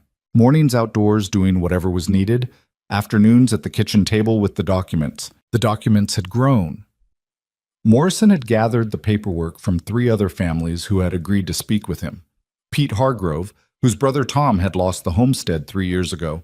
A widow named Agnes Pratt, whose 20-acre property on the South Road had been foreclosed the previous spring. And a cattle farmer named Del Wickies, who had managed to delay his own foreclosure through the accident of having a cousin in the county assessor's office who had quietly flagged an irregularity that nobody had followed up on until now. Each set of documents landed on Celeste's table, and she went through them with the same systematic attention she had given the first, cross-referencing with the county filing she'd copied in her notebook, building what Morrison was calling the evidentiary architecture of the case.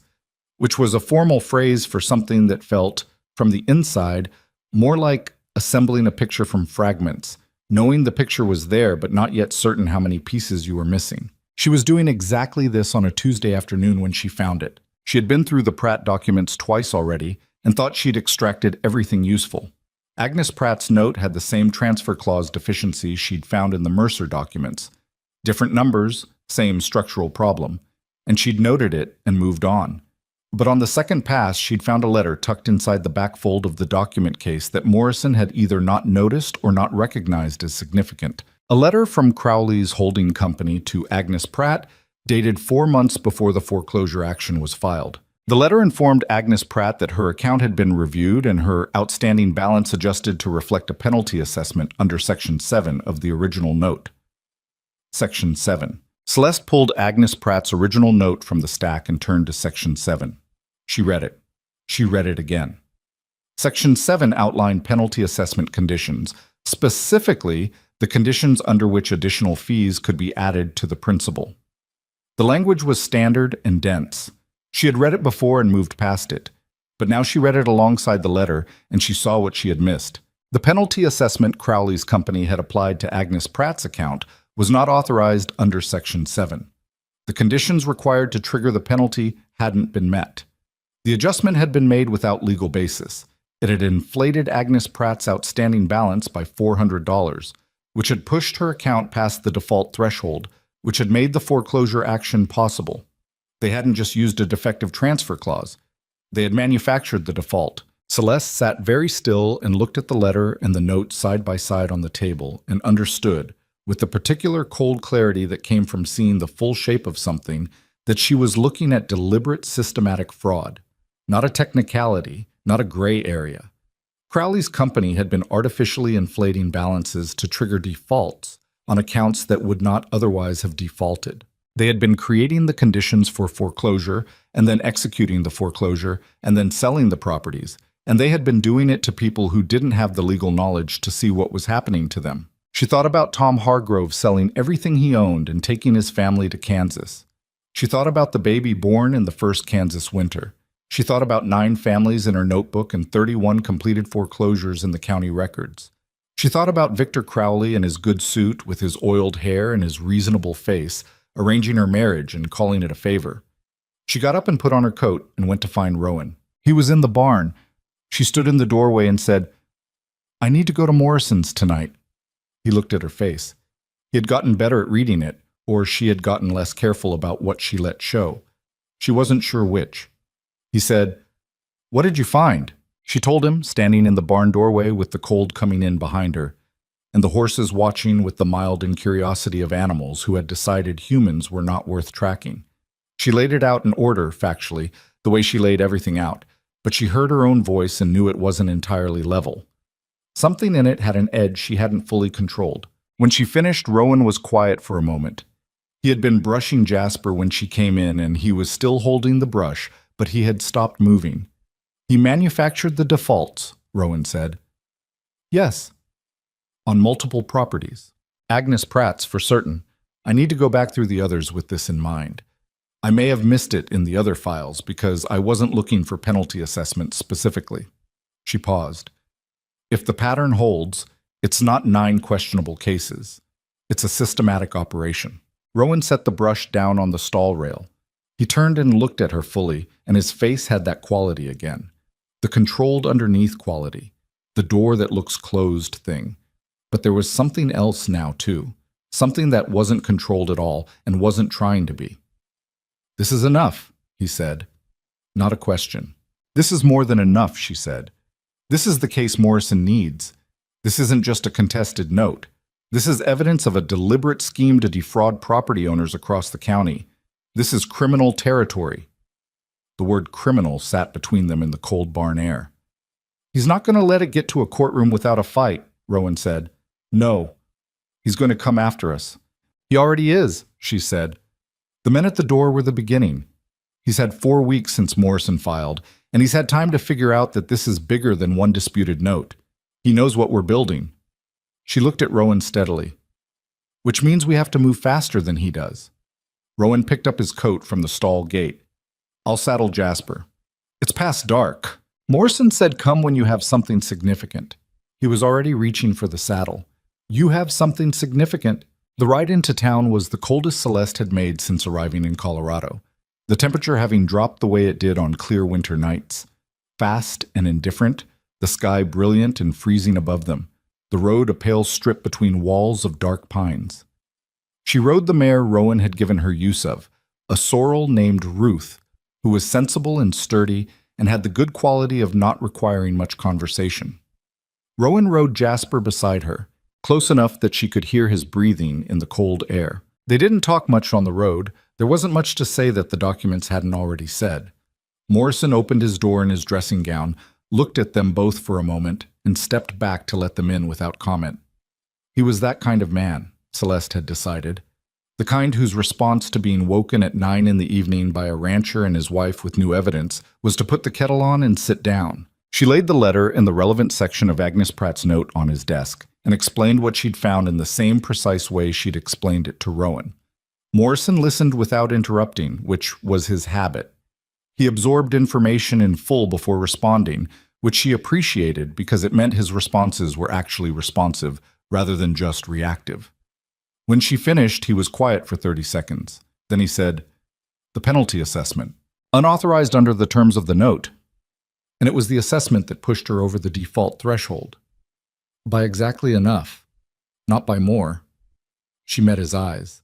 That's not a coincidence. If it were careless, the number would be approximate. It's precise because it was calculated. Morrison stood up and went to his cabinet where he kept his own case files and pulled out the Mercer documents. He opened to a page, found a section, read it. His jaw shifted. "The Mercer note," he said slowly. "There's a penalty assessment here as well. I noted it but characterized it as a processing fee. It's described differently." He set the page down and looked at Celeste. "I may have been wrong about that." "I thought it was a processing fee too," she said, "the first time through." If the Mercer account also had an artificially inflated balance, then the debt threshold was manufactured there too, Celeste said, which means the entire basis for the foreclosure threat was created deliberately. She paused. Which means the marriage arrangement was coerced using a fraudulent legal premise. He didn't just use a defective note, he built the crisis. The room was very quiet. Morrison looked at the documents on his desk. Rowan looked at the floor, which was his way of processing things that were bigger than expected. Celeste looked at Morrison and waited. "We need to go to the district court," Morrison said. "Not the county court. District.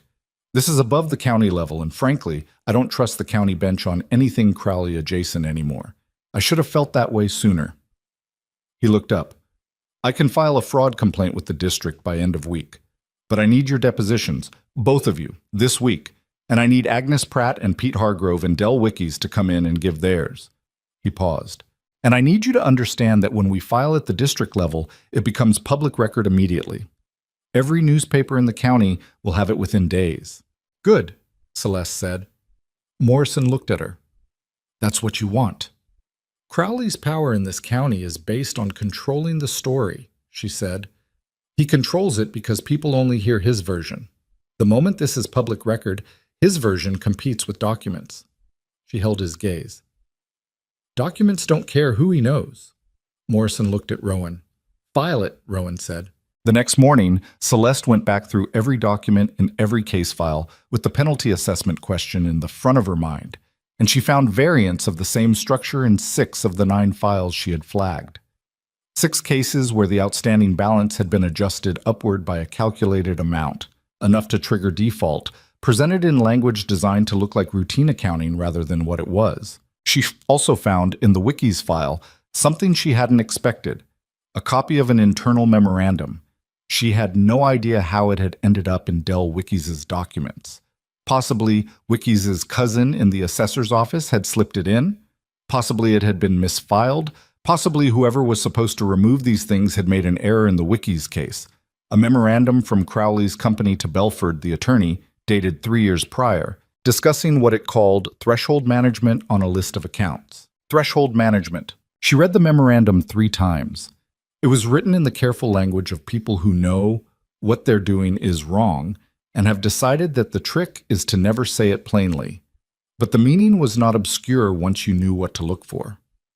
The memorandum described a systematic process for reviewing accounts, identifying which ones were close to the default threshold, calculating adjustments that would push them over, and timing the filing of foreclosure actions to minimize the window for legal response. It was, she thought, the most damning document she had ever held in her hands. She sat with it for a long time before she moved. Then she made 3 copies of it by hand, careful, exact, letter by letter, and put the original in the locked tin with her own documents, and put 1 copy in a separate envelope addressed to Morrison, and kept 1 copy in her notebook. She did not put all 3 copies in the same place.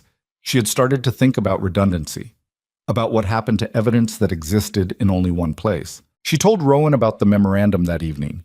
She set it in front of him at the kitchen table and watched him read it, or try to read it. He tracked through it slowly, parsing the legal language with visible effort, but he got there. She watched the moment he understood what threshold management meant, applied to his own account, and Eleanor's careful paperwork, and 3 years of building toward a crisis that Victor Crowley had engineered from a desk in a stone building with peeling green paint. His face went through several things and settled on something that was not any of the clean emotions, not pure anger or pure grief, but the specific compound of a person who has just understood the full dimensions of how they were wronged and is deciding what to do with that understanding. He built it, Rowan said. His voice was quiet, too quiet. From the beginning, he bought the note specifically to do this. That's what the memorandum indicates. He planned to take my ranch before he ever sent me that demand letter. Yes. Eleanor was already sick, he said, and then he stopped. He looked at the table. She was already sick when the note transferred. She was managing the paperwork from bed the last 6 months. She caught it. She caught something was wrong. She told me the numbers didn't feel right, and I told her. He stopped again. His hands were flat on the table, pressing down the way he did when he needed his body to hold something his face couldn't. I told her not to worry about it. Celeste didn't say anything. There was nothing to say to that kind of regret that wouldn't sound hollow. She just sat with it and let it be what it was. After a minute, he said, she would have figured it out if she'd had time. She did figure it out, Celeste said quietly. She kept every document. She kept the original application. She kept the fee schedule. She put everything in a box and she latched it and she put it under the bed. She paused. She gave you everything you needed. She just couldn't tell you what to do with it. Rowan looked at the table. She expected you to find it eventually, Celeste said. That's why she kept it. He was quiet for a long time. The fire in the stove burned steadily. Outside, the wind moved through the pines in that ocean sound way that Celeste had grown to know as the particular voice of this place. The sound of Mercer Ranch at night, in winter, which she had heard every night for 6 weeks now, and which she had stopped noticing as foreign. I want to bring Maisie home, Rowan said finally. Morrison said to wait until after the district filing. I know what Morrison said. He looked up. She's been at the Fenners for 2 weeks. She sent another note yesterday asking when she can come back. He paused. She asked if you were still here. Celeste looked at him. What did you tell her? I told her you were still here and you were busy and we'd bring her home as soon as it was safe. He held her eyes. She said to tell you she's been doing her arithmetic. Something moved through Celeste's chest, quiet and unasked for. She pressed it somewhere manageable. She can come home after the filing, she said. That's 3 days. Morrison said once it's public record, there's less reason for Crowley to do anything to us directly. Anything that happens to us after a public filing points straight back at him. 3 days, Rowan said. 3 days. He nodded. He picked up the memorandum, looked at it once more, and set it back down. I want to be in the courtroom, he said. When this goes to hearing, I want to be in that room. We'll both be there, she said. I know.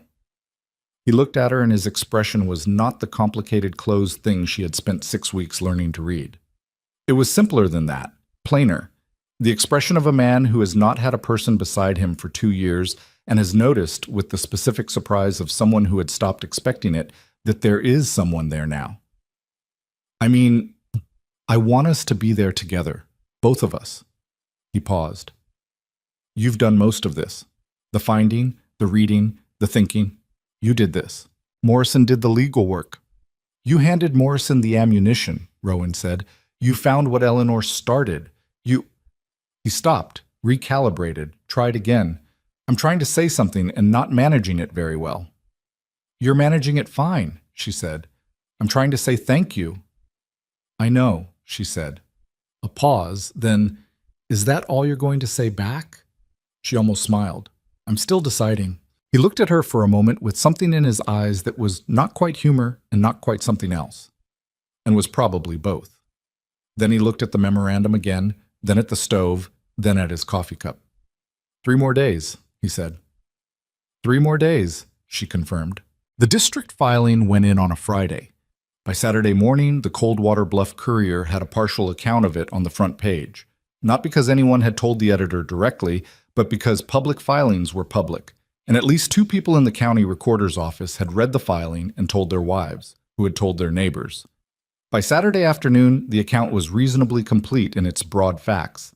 The Mercer Ranch fraud case, the systematic nature of the allegations, the number of families named, the word that there was documentary evidence. Morrison had warned them it would move fast.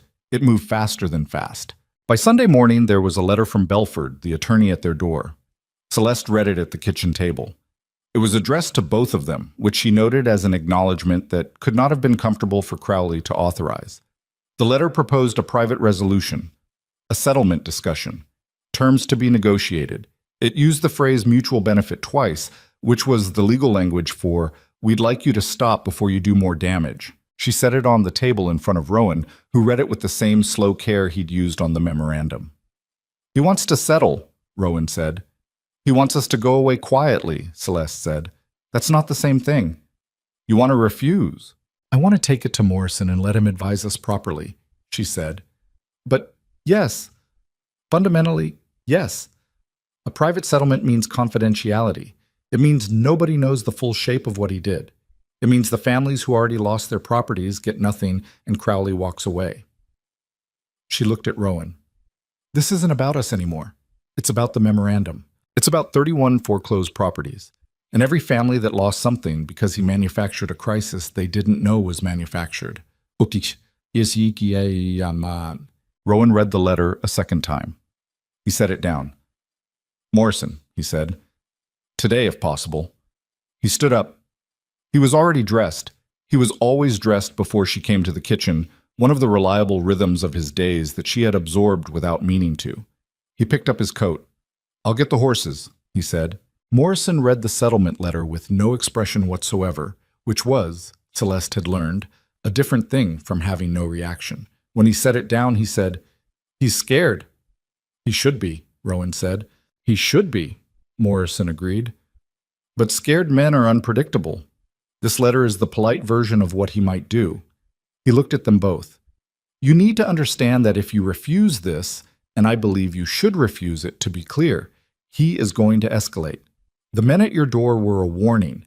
Actual escalation is different. What does actual escalation look like? Celeste said. Morrison looked at her. Interference with witnesses, tampering with filings, pressure on the district clerk. Possibly something more direct. He paused. He has enough influence with the county sheriff's board that he could create legal problems for you that would need to be defended. Nuisance actions, false complaints, things that would cost time and money, even if they came to nothing. He can't do all of those things simultaneously, Celeste said. Not without each one being visible. And visible right now with a public fraud filing and a Courier article and a district hearing scheduled means that every move he makes points back at him. That's correct, Morrison said, which is why we move quickly. The hearing is in 3 weeks. Between now and then, we need all 4 witness depositions complete, your complete documentary evidence compiled in admissible form, and a brief that makes the systematic nature of the fraud impossible to dispute. He looked at Celeste specifically. I need you to write up a full account of how you found the penalty assessment pattern, narrative form, step by step, because you are going to be asked to explain it in that courtroom, and it needs to be clear enough that a judge who doesn't know property law can follow it. I can do that, she said. I know you can. He almost said something else, then stopped, then said it anyway. Mrs. Mercer, what you found in those documents, the memorandum specifically, is the kind of evidence that changes careers. Crowley's attorneys are going to attempt to challenge how it was obtained, argue it's inadmissible, argue it was misfiled and therefore improperly accessed. I want you to be prepared for that. They're going to try to make the finding about you rather than about the fraud. They're going to try to make me the problem, she said. Yes.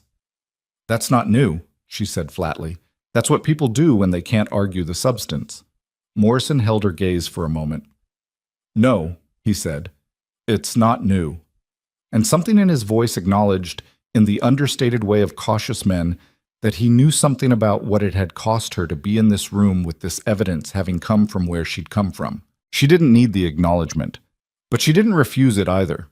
On the wagon ride home, the snow had gone hard and the road was slick in places, requiring attention. They rode mostly in silence, which was fine. There was enough happening inside the silence to fill it. It was Rowan who spoke first, about a mile from the ranch turnoff. I'm going to get Maisie tomorrow, he said. Celeste looked at him. The filing is public. Morrison said that reduces the direct risk, and she's been gone 2 weeks, and He stopped. I'm done waiting. All right, she said. Will you come? She looked at the road. The pines on both sides were thick with snow. The branches bowed under the weight of it, and in the last light of the afternoon they were that particular shade of blue-white that Celeste had come to understand was specific to this place, this elevation, this quality of cold that was different from any other cold she'd known. Yes, she said. I'll come. He nodded once, and they went on down the road toward the smoke coming from the chimney, toward the light in the window that they had started leaving on for each other without deciding to, without discussing it, without either of them naming it as the particular kind of small and ordinary thing that means more than it looks like from the outside. The lamp was burning in the window. The snow was falling again. And 3 weeks stood between them and a courtroom where Victor Crowley was going to discover, in front of a district judge and everyone who had spent years being afraid of him, that he had miscalculated the one time it would cost him everything. The 3 weeks before the hearing were the longest of Celeste's life, and she had lived through some long stretches. Crowley did what Morrison had predicted. Not all at once. He was too careful for that. But in sequence, each move calibrated to cost them something without being traceable directly back to him. The county tax assessor's office sent a notice questioning the valuation on the Mercer South pasture, a challenge that would require a formal response and filing fees. A rumor circulated in town that Celeste had fabricated the internal memorandum, that she had forged Crowley's company letterhead, that the whole case was a desperate invention by a disgraced woman trying to rehabilitate herself through her husband's trouble. 2 of Morrison's other clients quietly withdrew their business, which Morrison reported without complaint, but which Celeste understood as a message about the cost of being associated with them. And then, 11 days before the hearing, Doyle came back. He came alone this time, no thin attorney beside him, and he came in the evening when the light was already gone, and the ranch was the kind of dark that was specific to places far from towns. Full dark, the mountains invisible, the only light the lamp in the window, and the stars overhead. Rowan was in the barn finishing the last feeding. Maisie was at the kitchen table working through a reading lesson with Celeste, sitting close enough that their shoulders almost touched, which had become her habit over the 2 weeks since she'd come home. She had attached herself to Celeste's physical proximity with the matter-of-fact practicality of a child who had decided something and wasn't interested in discussing it. Celeste heard the horse before Maisie did. She looked up and looked at the window. Go to your room, she said to Maisie. Maisie looked at her face and went without arguing, which told Celeste that the child understood more about what was happening on this ranch than either adult had explicitly told her. The knock on the door was not a polite knock. It was the knock of a man who doesn't need to pretend. Celeste picked up the lamp and went to the door and opened it, and Doyle was standing on the porch in the cold with his coat open and his hands visible, which was interesting, either a signal that he wasn't there for physical intimidation or a performance of the same thing. Mrs. Mercer, he said. Mr. Doyle. She held the lamp up enough to see his face. Mr. Mercer is in the barn. If your business is with him, my business is with you, Doyle said. Mr. Crowley would like to extend a revised offer, more generous than the letter. He asked me to convey the terms personally. Mr. Crowley can convey his terms through his attorney to mine, she said. That's how legal proceedings work. He thought a more personal conversation might be productive. Doyle looked past her into the house. He also asked me to mention that your husband's daughter spends time at the Fenner household, that the roads between here and town can be unpredictable in winter. The sentence sat there. Celeste looked at Doyle for a long moment. She felt something in her chest that was not fear, or not only fear, but something sharper and more useful than fear. The kind of clarity that came from a threat being made so explicitly that there was no longer any ambiguity about what kind of man you were dealing with. "Write down exactly what you just said to me," she said. Her voice was completely even. Doyle blinked. "What?" "What you just said. Write it down. Word for word, date it." She held his eyes. "Because you just threatened a child in front of a witness, and I intend to include it in our evidentiary filing with the district court on Monday morning." She paused. "Or you can leave, and I won't mention your name at all. I'll simply note that an agent of Crowley's made a threatening reference to my husband's daughter. Identity uncertain." Doyle stared at her. "Those are your options," she said. "Take the one that's better for you." He left. He didn't say anything else. He turned and walked to his horse and rode away into the dark, and Celeste stood in the doorway and watched until she couldn't hear the hooves anymore. And then she closed the door and stood with her back against it. Rowan was coming across the yard from the barn. He must have seen the horse from inside. He came in through the door and looked at her face and said, "What happened?" She told him. She told him the specific words Doyle had used about Maisie and the roads, and she watched the door that looks closed thing happen on his face, except this time the door did not hold. Something came through it that she had not seen on him before. Not the controlled deep anger she'd seen when she'd told him about manufactured defaults. Not the compressed grief she'd seen when he understood what had been done to Eleanor's careful paperwork. Something colder and more direct.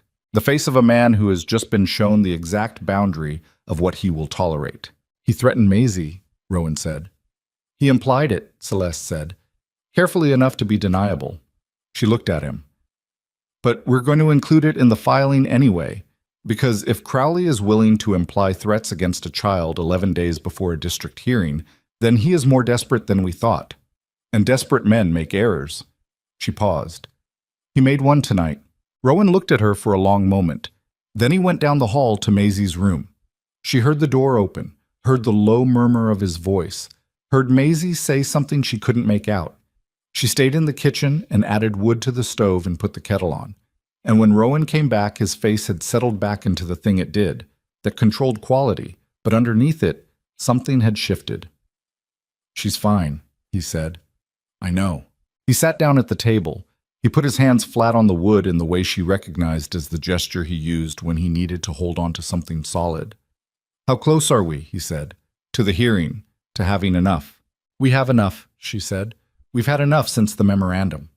What we have now is more than enough." She sat across from him. "Morrison sent word yesterday that Del Wicks has agreed to testify in person. That's 4 witnesses. That's 4 accounts of the same pattern from 4 different people.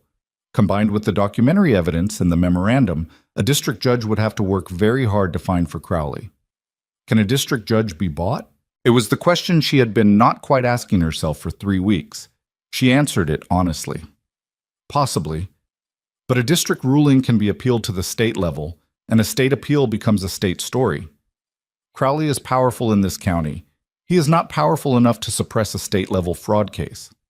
She looked at Rowan. He knows that. That's why he's sending people to our door at night instead of feeling comfortable. He knows if this gets to a real courtroom, he loses. So we just have to get there. We just have to get there, she said. Getting there was not simple. On the Monday before the hearing, Morrison's office window was broken overnight. Nothing taken, nothing destroyed. Just broken. The glass inside on the floor, the cold coming in.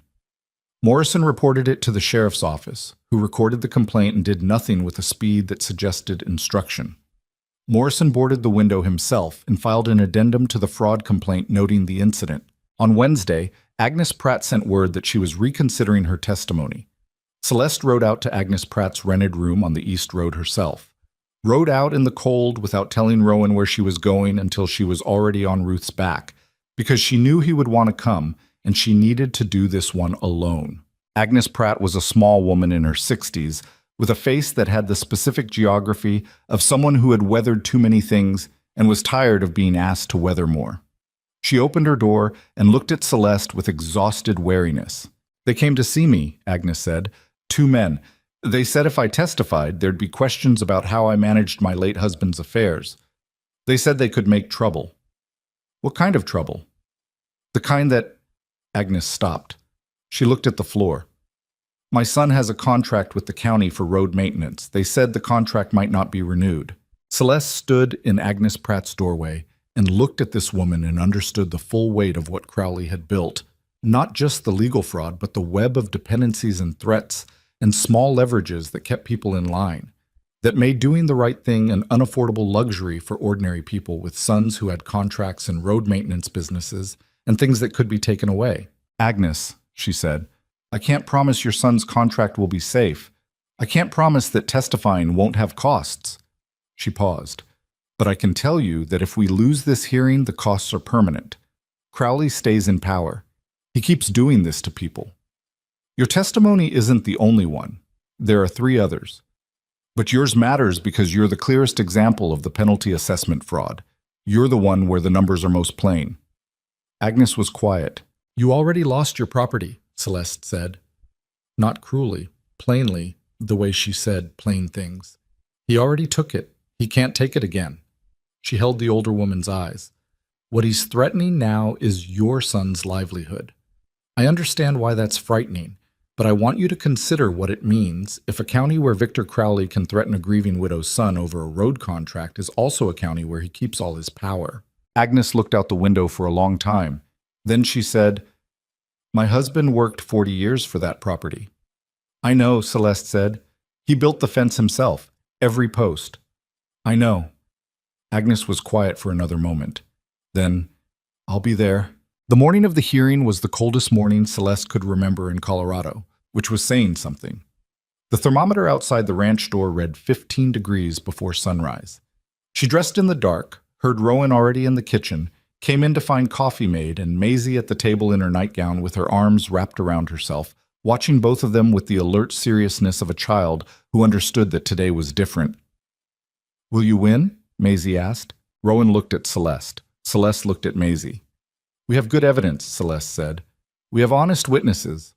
We have a lawyer who knows what he's doing." She paused. "I can't promise you will win. I can tell you we've done everything right." Maisie considered this. "Mama used to say that doing everything right doesn't always fix things." "Your mama was right," Celeste said. "But she also said it was the only thing worth doing." Rowan turned toward the stove. Celeste looked at the table. "She was right about that too," she said. The Coldwater Bluff District Courthouse was a 2-story brick building on the north end of town that smelled of wood polish and old paper and the specific anxiety of people waiting for decisions to be made about their lives. The hearing room held perhaps 40 people, and it was full. Celeste had not expected that. She had thought the threat of Crowley's retribution would keep most of the town away, and she had been wrong. Hector Briggs was there. The hardware store owner was there. Several faces she recognized from her months in town, people who had been cool or cautious or carefully neutral, sitting in the gallery rows with expressions that were hard to read, but whose presence alone was a statement. Pete Hargrove sat in the front row of the gallery with his hands on his knees and the face of a man who had driven a long way to be somewhere important. Agnes Pratt sat beside him, back straight, in the good dress that was clearly her good dress, the kind of garment saved for occasions that mattered. Crowley was there with Belford and 2 other attorneys, which told Celeste everything about how afraid he was. A man with nothing to worry about brings 1 attorney. He had brought 3. He looked across the room at her when she came in. She looked back. His face did the reasonable expression that she had seen in his bank office. The managed pleasantness of a man who had spent decades controlling situations and controlling the stories about situations. But there was something different in it today. A tightness around the eyes. A quality that was not quite certainty. Good, she thought. He should be uncertain. Morrison was already at the counsel table. He looked at Celeste and nodded once, which was his version of "we're ready." The judge was a woman, District Judge Helena Marsh, 60, with steel gray hair and the manner of someone who had been doing this long enough to be interested only in what was true and bored by everything else.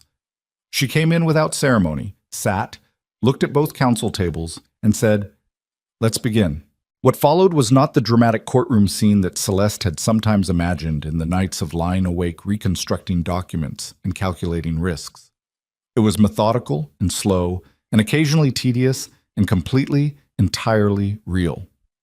Morrison presented the evidence in the sequence they had built it: the original promissory note, the transfer deficiency, the penalty assessment pattern, the memorandum, the 4 witness accounts. He walked through each piece with the precision of a man who had spent 3 weeks organizing his argument to be impossible to misunderstand. Crowley's attorneys challenged everything. They challenged the memorandum's chain of custody, which Morrison had anticipated and countered with Paulson's testimony about the filing records. They challenged the interpretation of the transfer clause, which Morrison rebutted with 2 precedents from the state appellate court. They challenged Celeste's qualifications to analyze financial documents, which Morrison rebutted by having her explain her findings directly to Judge Marsh, while Marsh took notes. That was the moment Celeste would remember. Standing before a district judge and explaining in plain English exactly what she had found and how she had found it. The sticking letter E on the original note, the fee schedule in Eleanor's box, the penalty assessment in Agnes Pratt's file, the memorandum with its careful language about threshold management. She laid it out the way she would have laid out a lesson, clearly, in order, connecting each piece to the next. Judge Marsh listened without expression. She asked 2 questions. Both were precise and showed she understood the documents. Celeste answered them directly. Crowley's lead attorney tried to reframe Celeste's account as the work of a disgruntled woman with a history of making accusations against established institutions. Morrison objected. Judge Marsh sustained the objection with the flat brevity of someone who found that approach tiresome and said so. The witnesses testified. Agnes Pratt testified with the steady voice of a woman who had decided that her husband's 40 years deserved to be said plainly in a room where it would be recorded. Pete Hargrove testified about his brother's foreclosure and the letter Tom had sent from Kansas in the first winter. Del Wickies testified about the assessor's flag and what he'd found when he finally looked at his own documents. Crowley testified.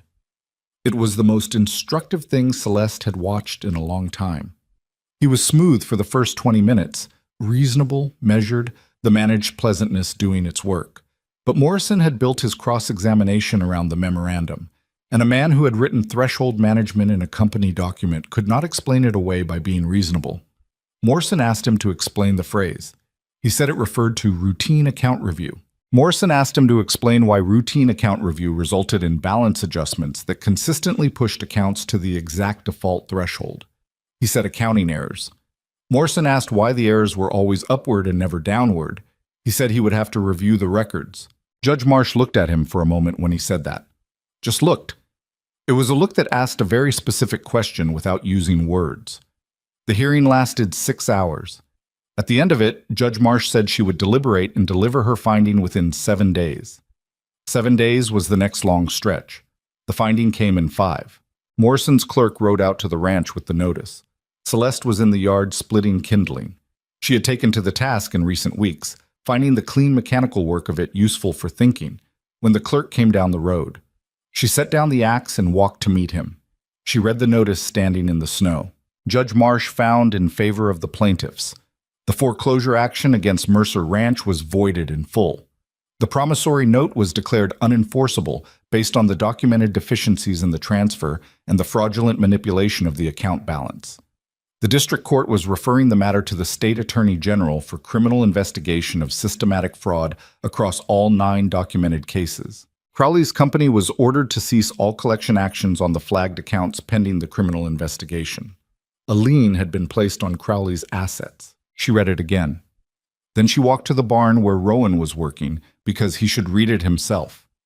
He read it standing in the barn doorway, the paper in his hands. She watched him.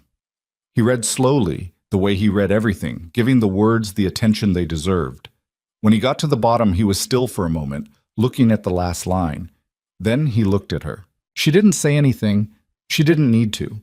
He could see her face, and her face was not the face of someone who had won something. It was the face of someone who had gotten to the other side of something long and difficult and was still processing what the other side looked like.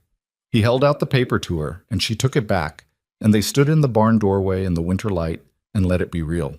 The collapse of Crowley's local empire was not elegant. These things never are. It took months, not days. The state attorney general's investigation moved at its own pace, which was deliberate and thorough.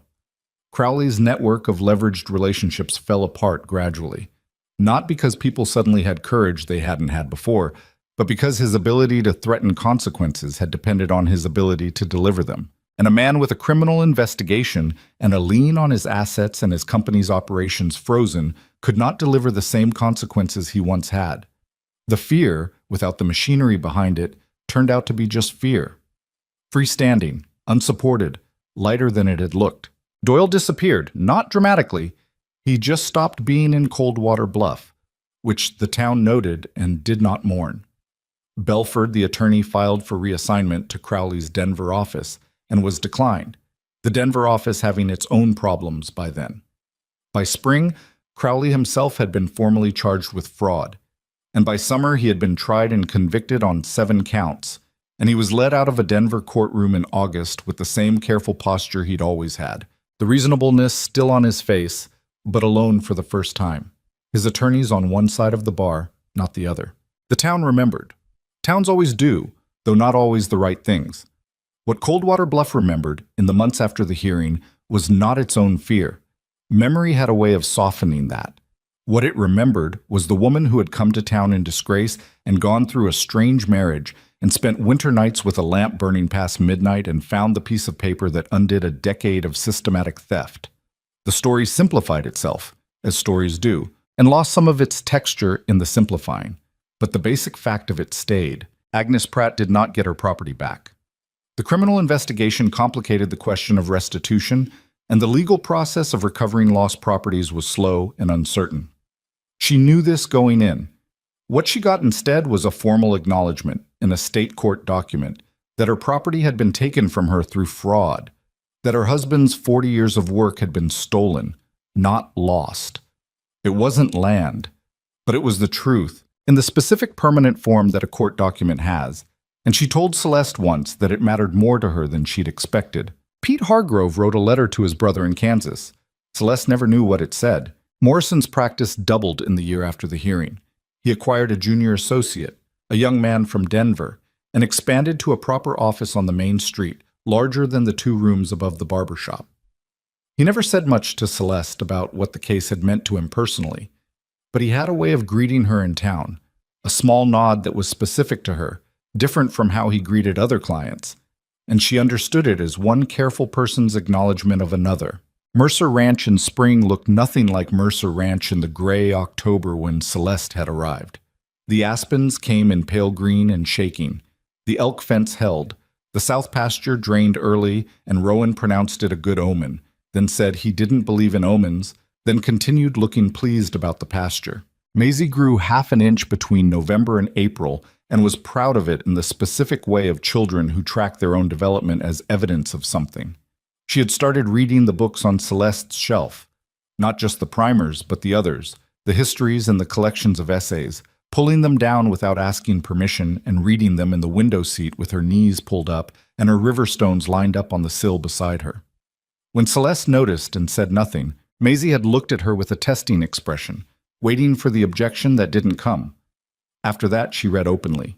There was an afternoon in April when Maisie was in the window seat with a book, and Rowan was outside, and Celeste was at the table with a different kind of paperwork. The papers for establishing a school, which she had been quietly working toward since December, a 1-room building on the east edge of the ranch property, open to the children of families in the surrounding area who had no school within reasonable distance. She had written to the county education office and received a cautious response that was not a yes but was not a no, and she was working through the formal application. She looked up at Maisie in the window. Maisie was not reading. She was looking at Celeste. "What?" Celeste said. "Are you going to stay?" Maisie said. Easy. Celeste set down her pen. She thought about the 2 rooms above the hardware store. She thought about a courthouse in October and a ring that had been slightly too large and was still slightly too large, but that she had stopped noticing most of the time. She thought about a lamp burning past midnight and a box of papers under a bed and a woman named Eleanor who had kept everything because she'd known the papers would matter. She thought about the specific truth that she had come to this ranch as a transaction and had stayed as something else, something that didn't have a clean name and didn't need one. something that had been built in the space between two people who had agreed not to diminish each other and had discovered that agreement was rare and more valuable than either of them had known. Yes, she said, I'm going to stay. Maisie nodded, with the gravity of a child confirming something she'd already decided. She went back to her book. Rowan came in from outside, bringing the smell of new grass and cold water with him, and looked at the table and at Maisie and the window and at Celeste, and he didn't say anything because he had become a person who knew when things didn't need to be said. He poured himself coffee. He sat across from Celeste at the table. He looked at the school application paper she was working on and said, "What do you need?" She told him. He listened. He asked practical questions: costs, materials, how many children, whether she needed someone to help with the building. His questions were the questions of a man who was asking because he intended to help, not because he intended to manage. She answered each one. Outside, the aspens were moving in the spring wind, their leaves not quite fully out, pale and bright and trembling. The east pasture was the color of new things. The cottonwood by the fence line, the big one, was coming into its own again after the winter. There are stories that end with the villain defeated and the property saved and the good people return to their rightful lives. And those endings are satisfying because they are fair, and fairness is one of the things people want most and receive least reliably from the world. This story has that ending. Crowley was convicted. The ranch was returned. The fraud was named and documented and placed in the permanent record. But the more honest ending, the one that took longer to arrive at and cost more to build, was this.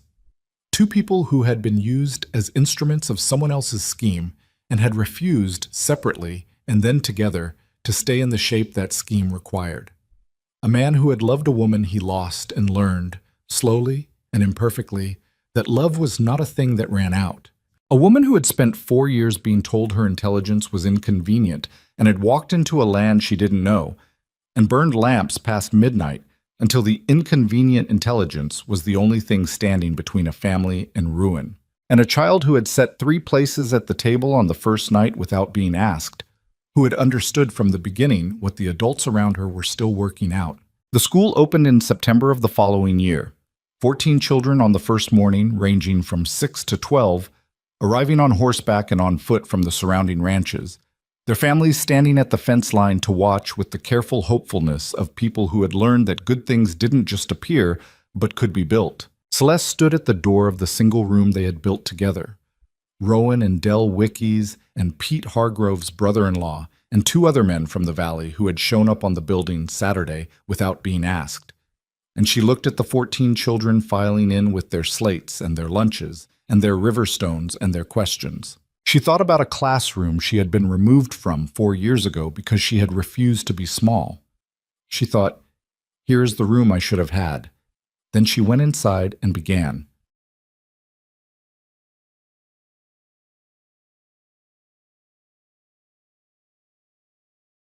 That is awesome. Aren't these cool? I'll drop the titty toad in your. Okay, thank you so much. Thank you for doing the honor, Tash. I appreciate your service for giving us all the info on titty toads. Oh, we got stickers. What is this? Irish kisses, kisses, instrument was just. Oh, that's adorable. I love this so much. It's a metaphor. That's awesome. Oh, I love these lake with an arrow. Okay, that's really pretty. I like the different font styles. Lake Lanier. Is Lake Lanier in wait, is that Pacific Northwest? I can't remember. I'm bad at things. I'm bad at remembering where things are. Ooh, that's gorgeous. Mordor's map. That is amazing. Wow, look at that collection. That would be amazing to have. No, it's your Lelena. Okay, Art. Well, I'm completely out of left field then. It's in Georgia. I used to live in the area. Okay, you're in Texas now. Okay. Maybe it's because I lived in North Carolina and that's what. You know what? We have like a near, we have like an NIER. I swear we have like a place here that has similar wording. That's probably why. And it's probably why maybe did I say it right? I'm not even sure if I said it right. over their garden wall. Nice to horse your acquaintance. Oh my gosh, this is so derpy. This is so me. I love it. Over the garden wall. Oh, that's awesome. I love the pumpkin. That's awesome. Skyrim quest arrow. Yes. Hell yeah. Arrow to the knee. Now you need an arrow to the knee meme sticker because I would love that. That would be amazing. Smell you later. That's awesome. The Witcher map. Ooh, oh, that's gorgeous. Okay, I got to see this because I absolutely adore blue. Oh my God. And your hair, if this is you, my God, I fucking love the hair. Hell yeah.